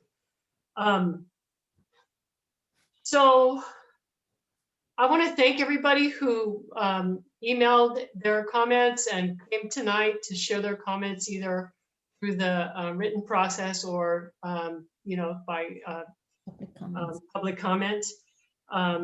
There was a lot of very legitimate issues raised. And I also want to acknowledge that there are a lot of people who are not here, who I think also have strong, passionate concerns. So I guess I want to start by saying, you know, I don't think this is the polling that we've done here around with parents and families and teachers and whatnot. That isn't like a vote, like it's democracy, like, you know, the majority wins. I think we can actually come up with a plan where we meet people where they are. You know, if 40% of students are ready to come back, then can we accommodate the 40% that want to and not require everyone to come back? That's a given. But you know, when we look at our staff, you know, there's some real legitimate concerns around, like particularly I heard childcare. You know, before the pandemic, people knew that they needed to make arrangements for childcare, but today, I mean, the thing about, you know, my child is in a hybrid program at their elementary school, or my daycare worker is closed until they get vaccinated, or, you know, whatever they're waiting for, right? So there are some real concerns that I think we need to give space to address. I'm also concerned about the timing of this, you know, the transportation or the transition between students ending class and then needing to somehow get themselves on campus, you know, 10 or 15 minutes later. I think that is something that we need to find a way to work that out. But mostly what I heard is I liked the suggestion about polling our students. So the superintendent said he's planning on doing that on Monday. And could we start there? Could we start by finding out how many students really are ready to commit coming back to the programs that, as we're describing it? And then if we have enough teachers who can cover that on a voluntary basis, then great. And if not, maybe we revisit again on, can we also poll the teachers at the same time and find out how many are willing to come back? And then can we, at our board meeting on the 18th, make the decision to require people to come back if we don't have enough people voluntarily coming back? That's just my thought right now. But I think overall, you know, the very legitimate issues aside, I don't think it's an extraordinary ask to require teachers to come back 90 minutes a week for 6 weeks. You know, just fundamentally, I think there's been a lot of people, a lot of frontline essential workers who've, you know, done what they had to do to support the community. And so I don't, let's see, I said it's not a lot to ask. It's significant in that I realize that the concerns that people have are valid. And yet I think it is a manageable thing to ask people to come back for 90 minutes a week for 6 weeks. So those are just some of my rambling thoughts right now. But I really would like to hear from my colleagues and especially Bruce. We want to open to Bruce. What are your thoughts about this after board member Cortese sharing her thought? Yeah, this is a lot to take in, especially you know, accounting for all the perspectives in the community and the East Side. I believe that everyone, you know, since this is a democracy, like Ms. Cortese said, board member Cortese, everyone should be able to not be forced to do something that they are reluctant to do. So I hope the district is able to find that compromise and you know, cater to the needs of the teachers and staff as well, and as well as for students. I, as a senior, I share sentiments that there are students that have done a lot of work. I've heard comments from Justin that seniors want to return just to have a senior graduation, and because something like that is important, I believe there should be some sort of reason to give those students that ability to do that. And also, and with the plan that the district is having, not a lot of students know about this. And yeah, we do need to poll students. and mandate perhaps surveys on each school campus as well. I think we should have that perspective first if we were to consider reopening. But in other regards, mental health as well. If the district does not reopen, we still need to allocate resources to have a full recovery for students that may have endured a lot during this time as well. So, and then I've heard like several different solutions. Perhaps give a month for students, or divide a month for students to start recovering at the beginning of the next school year, so that it doesn't feel rushed this year as well. So in summary, I just want to say that, yeah, we shouldn't have to rush everything or anything at the moment, and we also want to make things voluntary as well. I hope in that way everyone walks away happy with that. Thank you, Bruce. Any thought from, well, board member, Vice President Herrera? Thank you. And I want to begin by thanking everyone who's participating this evening in this conversation. Everyone who has sent emails, some of them have been quite lengthy, very thoughtful. If we were meeting in the boardroom, the district boardroom, we typically have less than 10 members of the community, apart from district staff, in the room for a regular board meeting. If we have 25 to 50 at a regular board meeting in the boardroom, that's a lot. Today, we've fluctuated between 170 to 180 participants attending virtually. So it's a huge turnout. Really, if we were at the district office, it would be overflowing into the hallways and outside the entrance. So I just want to acknowledge that this is crucial. It's important. It has impacts. I also want to acknowledge the task force that has put in so much time, and to explain that what we're looking for in the task force are perspectives, to be able to understand different perspectives. We're not doing, votes. Therefore, if there's, 5 staff and 3 parents, the parents get outvoted, because that's not the way the task force process works. It's a dialogue place. It's a place for understanding, and it's been valuable to help us steer through this pandemic. I have no doubt that we're going to be back in full operation on campus, 6 periods a day in the fall. And this whole conversation today is whether we ought to at least begin that process on April 15th. And essentially, when you look at the final week being a week for finals, we're really talking, 6 weeks. And ought we to do this? Our task force, having considered it, is supporting that, and it will be a valuable learning experience for us to figure out just some of the things that we can't even conceive or conceptualize beforehand, but will immediately know as they arise on our campuses. My instinct, apart from the task force, apart from those who want a full reopening now, my general instinct is that it just makes more sense to do the reopening in the fall, because as President Biden has said, vaccinations will be available for everyone in the month of May. We should have a fully vaccinated community by the time we open in the fall.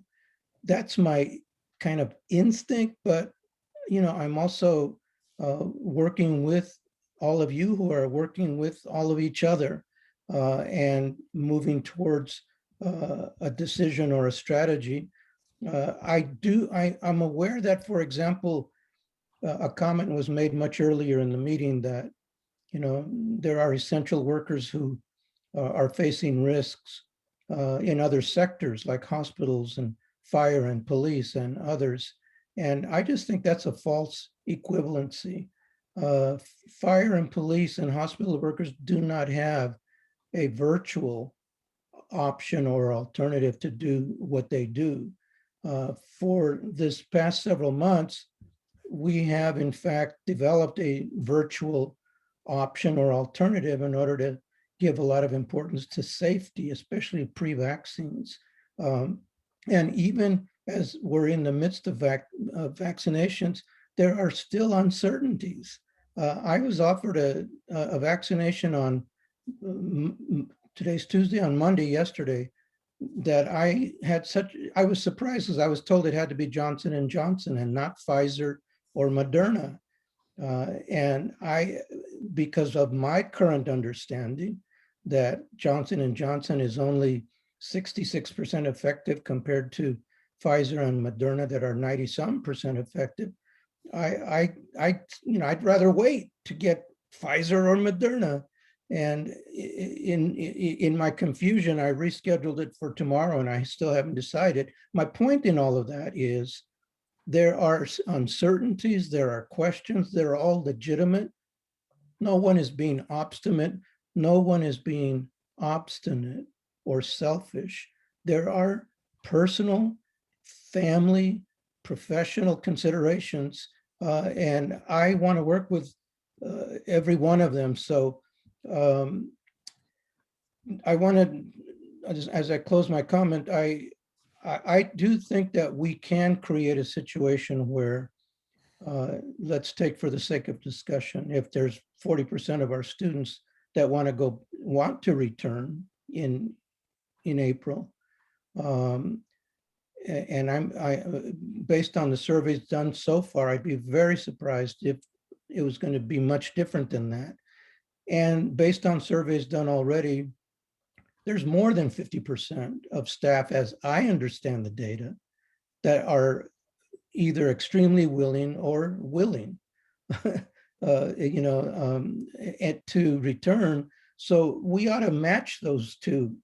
We'll find out in the next few days how many students want to return, and we ought to match the staff that are either extremely willing or just willing to return, and only get to mandatory if there's a gap that needs to be closed. My prediction is there will not be a gap, that there'll be more staff willing to return than students willing to return, family and students, but we'll see.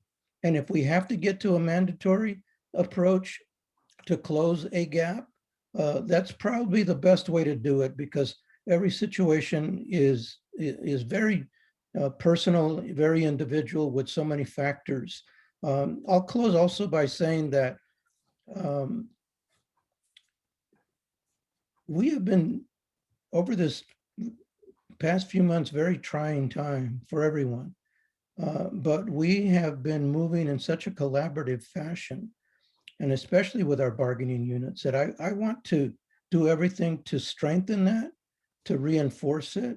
So in addition to the MOU that is being talked about here, because there is a window before we would reopen in part on April 15th, there is a window to bargain the impacts, just to observe the protocols, cross our T's, dot our I's.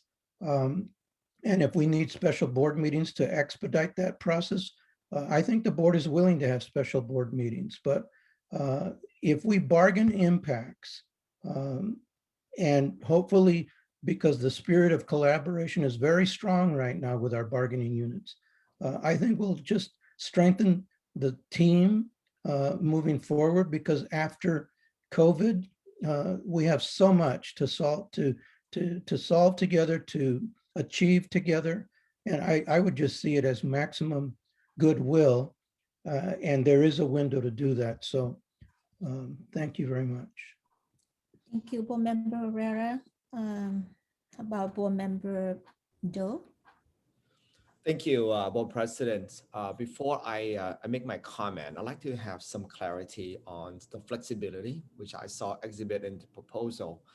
So first, is it possible, and I heard that one of the comment earlier, for teachers to take a second cohort from another teachers if the other teachers is not available due to family reasons, small children, or health concern, whatever that may be, can a teacher assume another cohort, a second cohort for his or her colleague?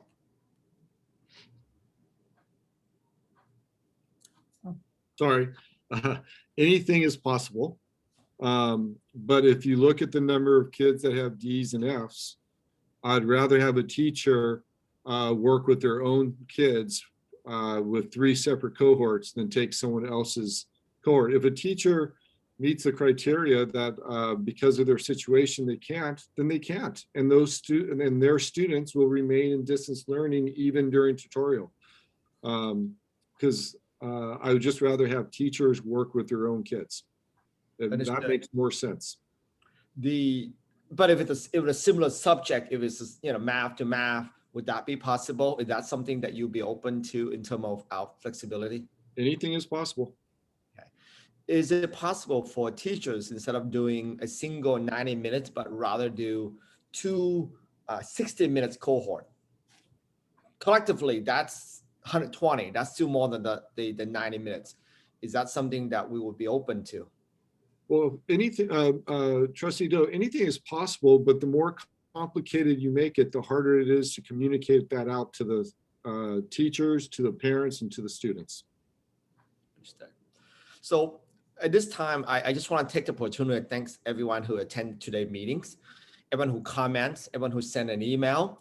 And I have read every single email that was sent on these topics, and I try my best to respond, although it was not possible to respond to all the email today, because that was a lot of come today.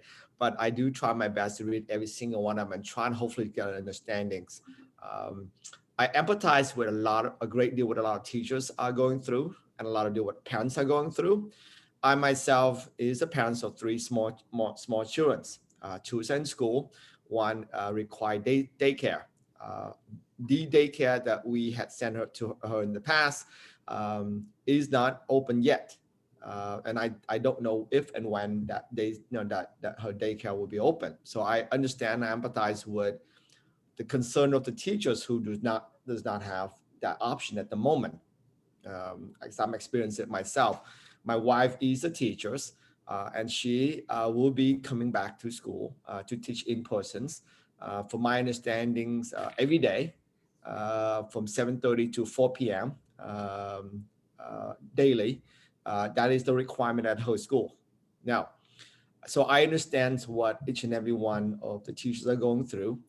I like to have this opportunity to hopefully I can follow what my colleagues, Trustee Ayala has said, if we figure out, and I also board members, Trustee Cortese said, is we find out how many students are actually interested in, and then we match with the number of teachers who are willing to come back.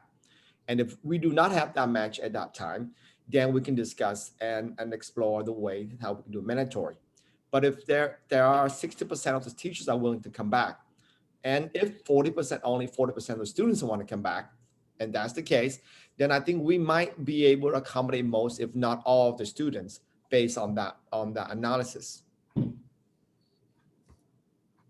Yeah, the only thing I would say to that, for us to think about, is that when you take a look at the potential 40% that would like to come back, they don't come back in perfect sets that match up with the teachers.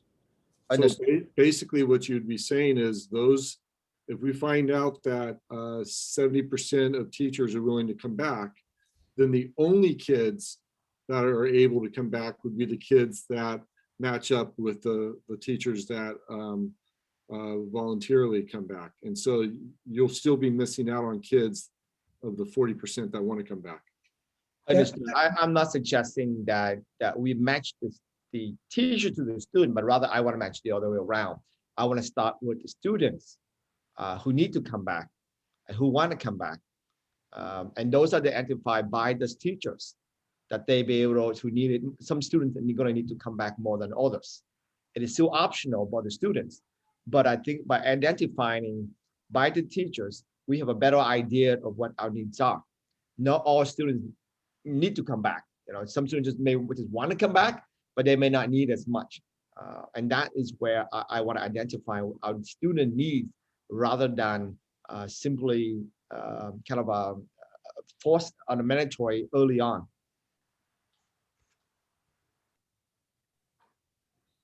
Yeah, and it's really important to go beyond theorizing or speculating and just actually firm up our data here. You're going to learn in the next several days, more or less how many students want to return and what are the challenges that are presented in matching up with staff that is willing to return. From there, we start the problem solving.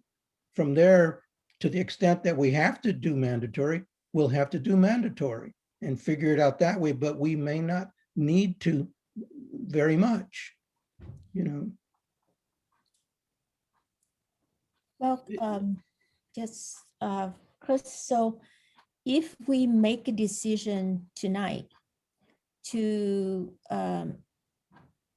approve it, you know, the update on novel coronavirus COVID-19 presentation, and when you and staff will do the survey, you know, with student, parents, and teachers, and if you find out that you don't have enough student, whatever the reason, or enough teacher, then are you going to bring back to us to make a decision, or how does it work for the, you know, for the whole process?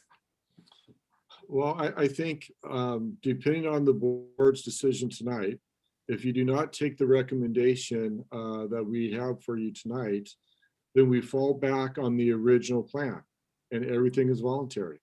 And so what we do is we simply reach out to the teachers that are willing to meet with kids.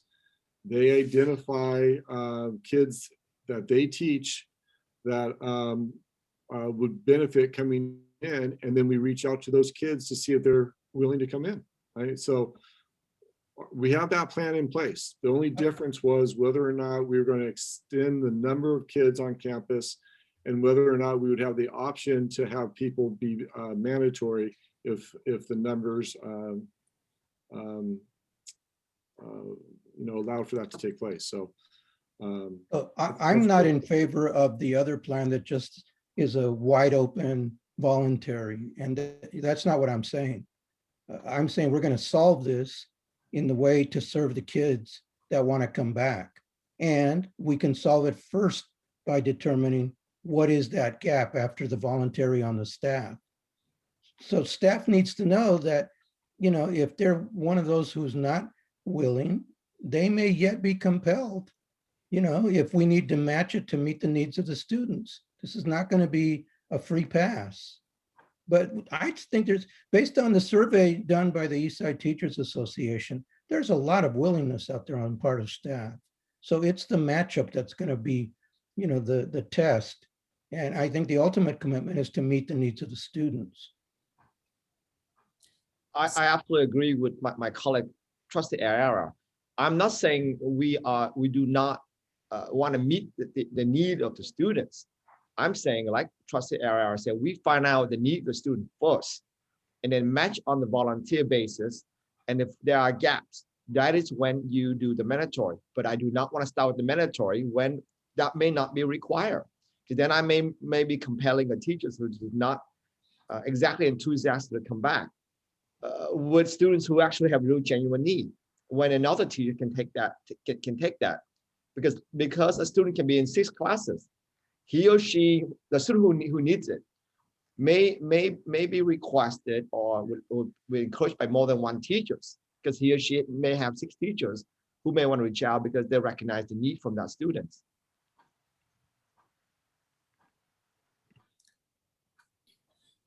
So what I heard that we need to find out the need of student first before we move on to the next step. Am I hearing correctly?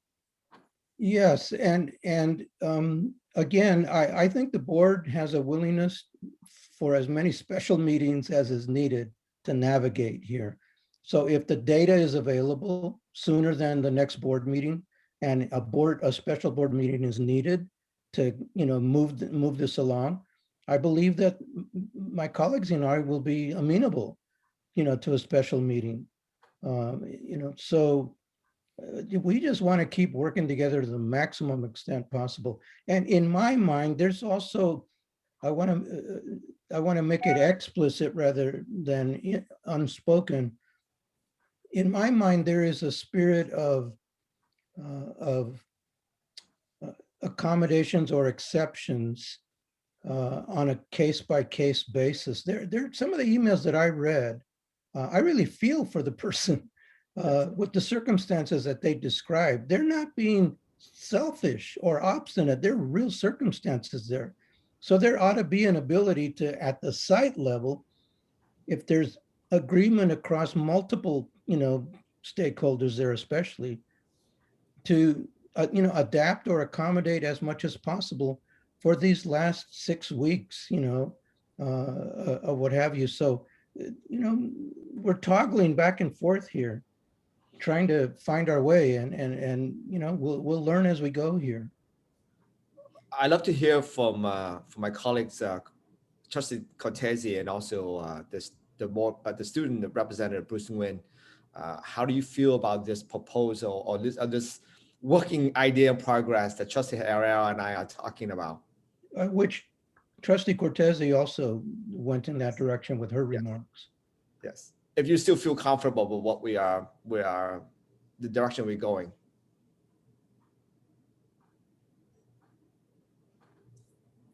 You're asking Bruce? Bruce, you would like to share your comments, or you already said what you already want to say? Well, I still think, students need to be heard first. So I can agree with that, first of all. So when we do find the needs of students, I think we should poll that and also make sure that every school is on board as well. And then the rest, I might need some more clarification on that if you could add. Okay, my question for Chris is, if we wait for the survey, to find out from the students, is that going to delay the whole plan?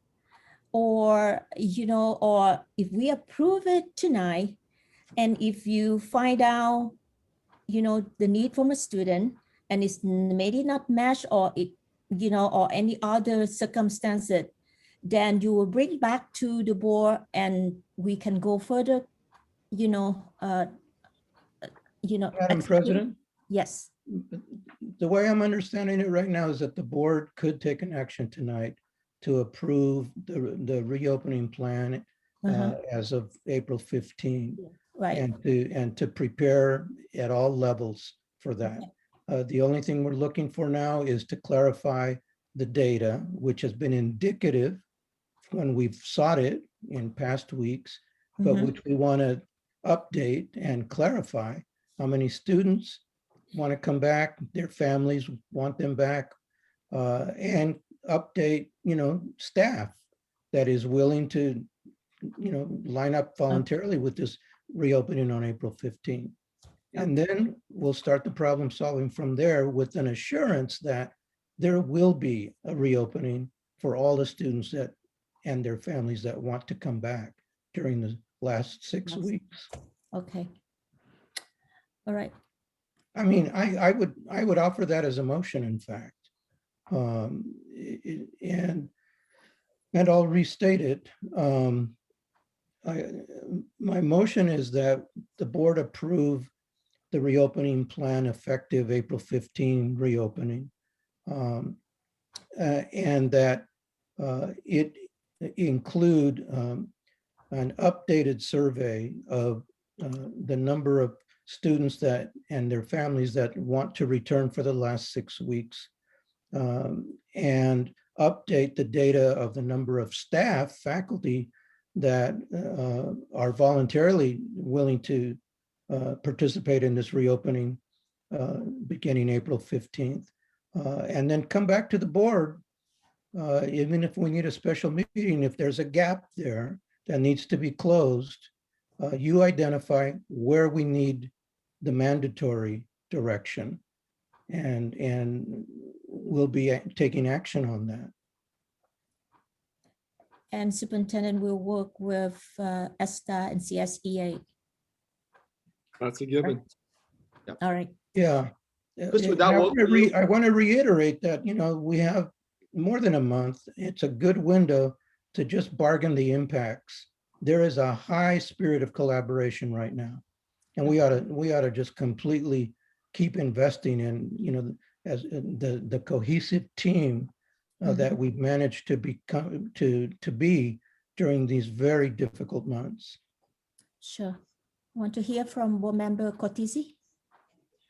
Just, I appreciate the motion and I appreciate the acknowledgement of the collaboration, because that's certainly something that we've all been working on and are very committed to for the benefit of our students and our whole community and for our whole staff, our whole altogether Eastside community. One thought I have would be, when we reach out to students to gauge their interest, I would suggest that it's more than a survey, that it's actually like a sign up, right? Because that's what it's going to be. Yeah, it's not going to be a survey. Right, because otherwise it's when the rubber hits the road, we don't know who's actually, Right. Okay, It's going to be very similar to what we did when we brought kids back on campus in November. We actually identified the kids. We called the parents and said, would you like to have your child on campus in November and December? They had to confirm. Great. And so we will do the survey for seniors, because that is the group, because one, we have to identify one grade level that we offer all students to come back. And so our principals have recommended our seniors, same with members on the task force.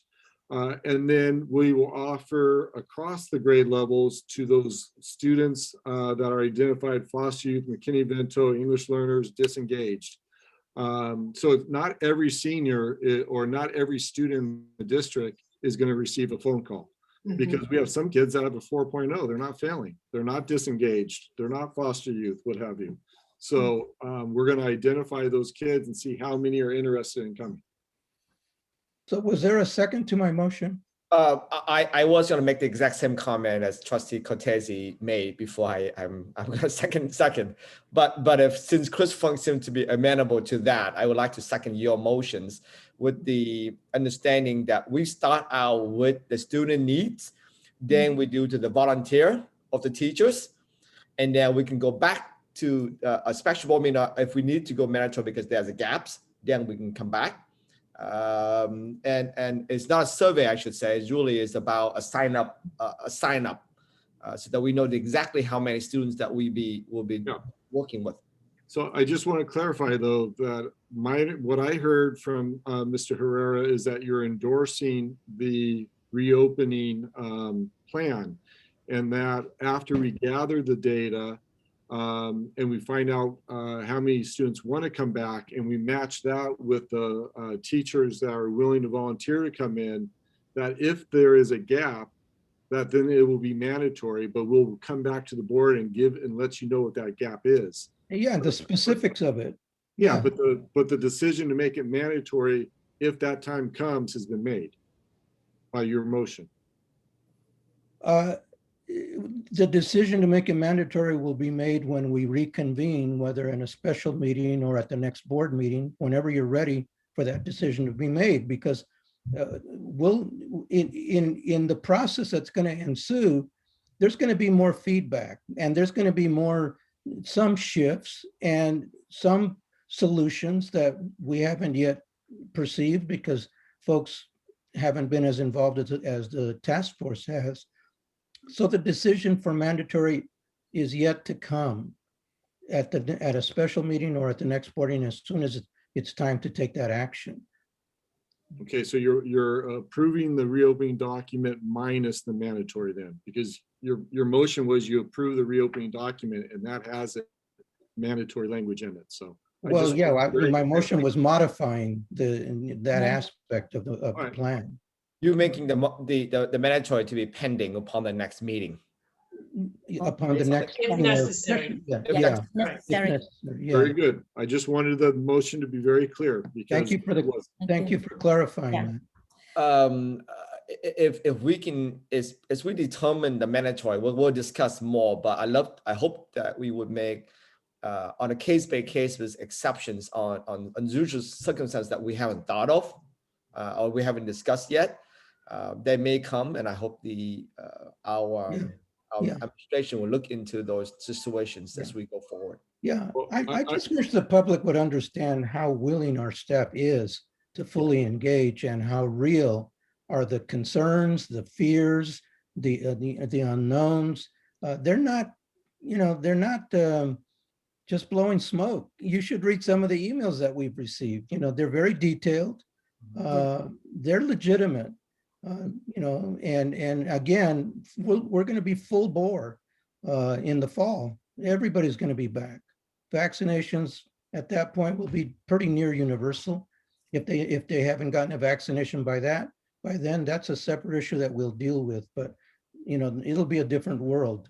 The adult will have the vaccination. That we don't know if and when the children will get vaccination. I think it's 16 and over, I believe. Yeah. Okay. At the moment. Of course, our data is a moving target. Yeah. That number can change very, very dramatically next week. Yeah. Yeah, well, I don't anticipate the legislature giving us the option of not being back in school because children vaccinations are not due until 2022. And so we'll have to cross that road when the time comes in the fall. This is good practice. But I would just like to remind the board for the past year, our decisions on protecting staff hasn't been black and white. We haven't said you will all teach from your classroom. We've been very flexible and we will continue to be very flexible and take it case by case. That wasn't the point of making this mandatory, wasn't to avoid that. It was to make sure that we had every option in place designing our plan by April 15th. Yeah, absolutely. Yeah, we heard you, Superintendent Fung, and I know that everyone that watching our board meeting probably really appreciate all of those comments, and we also learn from different staff and different teachers and also students, for their concerns and for that comments. So I think it's really open the discussion, and we're gonna have an open mind for waiting after the sign up of the students and after our approval for tonight. So any other comments, from maybe from the leadership, Asta? I'm really stuck in the emotions, but if there are additional comments. You have a second, it's a motion then. So I think we need to do a roll call. Mary Gillen, please. Student Governing Board Member Bruce Wynn, how do you vote? I think I'll have to abstain from this one. Abstain, okay, thank you. Board roll call vote. President Lay. Wait. I'm calling a timeout. I'd like to hear why Bruce is abstaining. Yes. Like, what are your concerns about the plan that haven't been spoken?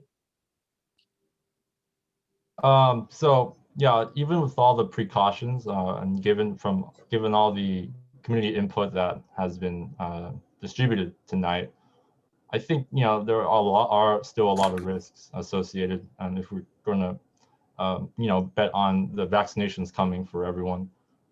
But students aren't getting vaccinations, and that's where the biggest risk lies. That's where I'm really concerned about. And even with that, the possibility of vaccines not working, that's also a factor that isn't really accounted for. So yeah, safety is something that I value first, and then also the safety of students.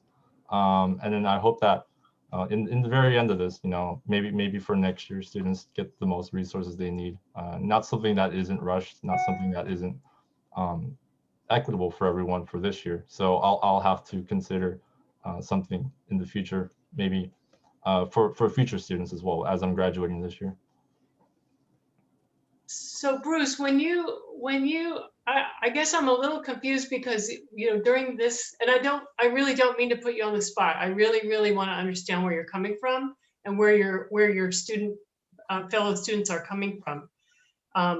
You have mentioned several times about the prioritizing mental health. And I know, one of our teachers said, we're not mental health professionals, and I get that, but I guess, and maybe I collapsed two things together, but I just sort of thought I heard you say that, students having the opportunity to get back to campus and experience some semblance of normalcy or some extra in-person support would in fact support their mental health. So that's sort of the cue I was picking up on from you, but please let me know if I'm mistaken about that. Yeah, absolutely. I totally support that sentiment, but there's also the additional factor that we haven't really accounted for. There is fear going around, like if your peers have COVID or if they're asymptomatic, that is also bringing the additional stress and pressure in students if they do choose to come back to campus as well. So I think that all of the possible benefits may be negated by the possible downsides of possibly being in contact with others. Does it make a difference in your mind that this plan is 100% optional for students? Yes, but in doing so, there still poses a really big risk for the students that are voluntarily coming back to campus, because there is possible spread, and when they go back to their families, that's also something that I have to consider. And then it would mean well for students and for their mental health if their families are safe as well. So I interpret that when students indicate that they want to come back, that their families are involved in that decision. Their guardians or parents, that it's not just a student determination. They have some degree of confidence about that. The parents have to sign an opt-in letter for them to come. Yeah. Absolutely. But I do understand Bruce's perspective. He trying to weigh the two benefit and risk. The risk is, yes, he acknowledged that the families are involved in the decisions and not just the students, and it's a volunteer. But at the same time, there are still risks, a health risk, and with a trade-off with mental health risk. That's what he's trying to make that calculation. Am I correct in what I'm seeing? What you are, I guess, the way you're thinking, Bruce? Yeah, the interpretation with mental health. I think you're on the right track. Yeah. So those are the two weighting of the risk, which is what we as board members are also doing, is that we are weighting the balancing. It's a balancing act, making sure that the mental health is just as important, but compared to the risk of contracting COVID. And I think the superintendent earlier in one of the early presentation was to show the reductions in the numbers of infections. And that was one of the reason why we were able to move forward. Had the infection rate what it was in December, January, I don't think we would be having these conversations. Regardless of the amount of money that the governor office is putting forward, I don't think that would be a factor for us if we are still having those high infection rate on a daily basis. Not. Yeah. Yeah. So it's about balancing all factors. There's no single one factor that would weigh all. That's why we are discussing, trying to figure out what is the right way to optimize in our decisions. Yeah, and then I think one factor is in the east side. East side is a factor. Although the cases are decreasing across the whole county, we can't really be compared to the rest of the county, and our cases may still be high. I'm just going to put that out, and that poses a big risk as well. We can't be compared to other districts like in West San Jose or even in like Central San Jose. We're the east side, and a lot of the east side families do matter, and that's something to be wary of. Understood. Yeah. And I'm not trying to change your vote. I just want to have an understanding of your vote a little bit better. Yeah, same, Bruce. I totally respect your opinion. I respect your opinion so much that I really needed to understand it before I could vote. That's why you vote first, Yes, right? That you vote first because you influence the rest of us. So that's right. if you're not approving a plan, I really want to understand why. And so, okay, so thank you for clarifying your position. I really appreciate it. Yeah, we appreciate you share your thoughts, Bruce, and I know our board colleagues value, your thought a lot. So let's do the roll call. Mary, please. Board roll call vote, President Lay, Aye. Vice President Herrera, Aye. Clerk Chavez is absent, Member Cortese, Aye. Member Dow. Aye. All right. So the board already approved the plan. That's 4.02. And I think that now we can adjourn the meeting. And I just want to say that when we reach out to our students and families, they'll be given a clear understanding that this 90-minute cohort group is in addition to the regular classes, right? So that they won't have any confusion about what they're saying yes to. Very much so, just like we did back in November and December. Okay. We Thank you already very have a much. track record of doing this. Thank you very much. I want to take this opportunity to thank all the commenters, everyone who attended meetings, and all the emails that have been sent to us. I appreciate them. I read them, and some of them I'm probably going to go back and read the second time. A lot of thoughts have been put on this email, and I appreciate that. And I hope the public know that our teachers and our classified employee are going out of their way for the students, and I think they are they're working with us in a collaborative manner so that for the best interest of our students. So I hope we continue to maintain this collaborative relationship that we're having for the last few months. Absolutely. Okay, and I will see my board colleagues on this Saturday. Yeah, this Saturday for our board retreat. Oh, I mean, I didn't forget about it, but at the moment I forgot about it. Okay, for 2 hours. But anyway, I forgot about it. Yeah, President, I forgot about it. Thanks just for kind the of remind me. Right, board member Cortese. Yes, and I know that yeah, we have complete our agenda. So meeting adjourned. Thanks everyone. Have a good night and looking forward to see everyone again next meeting.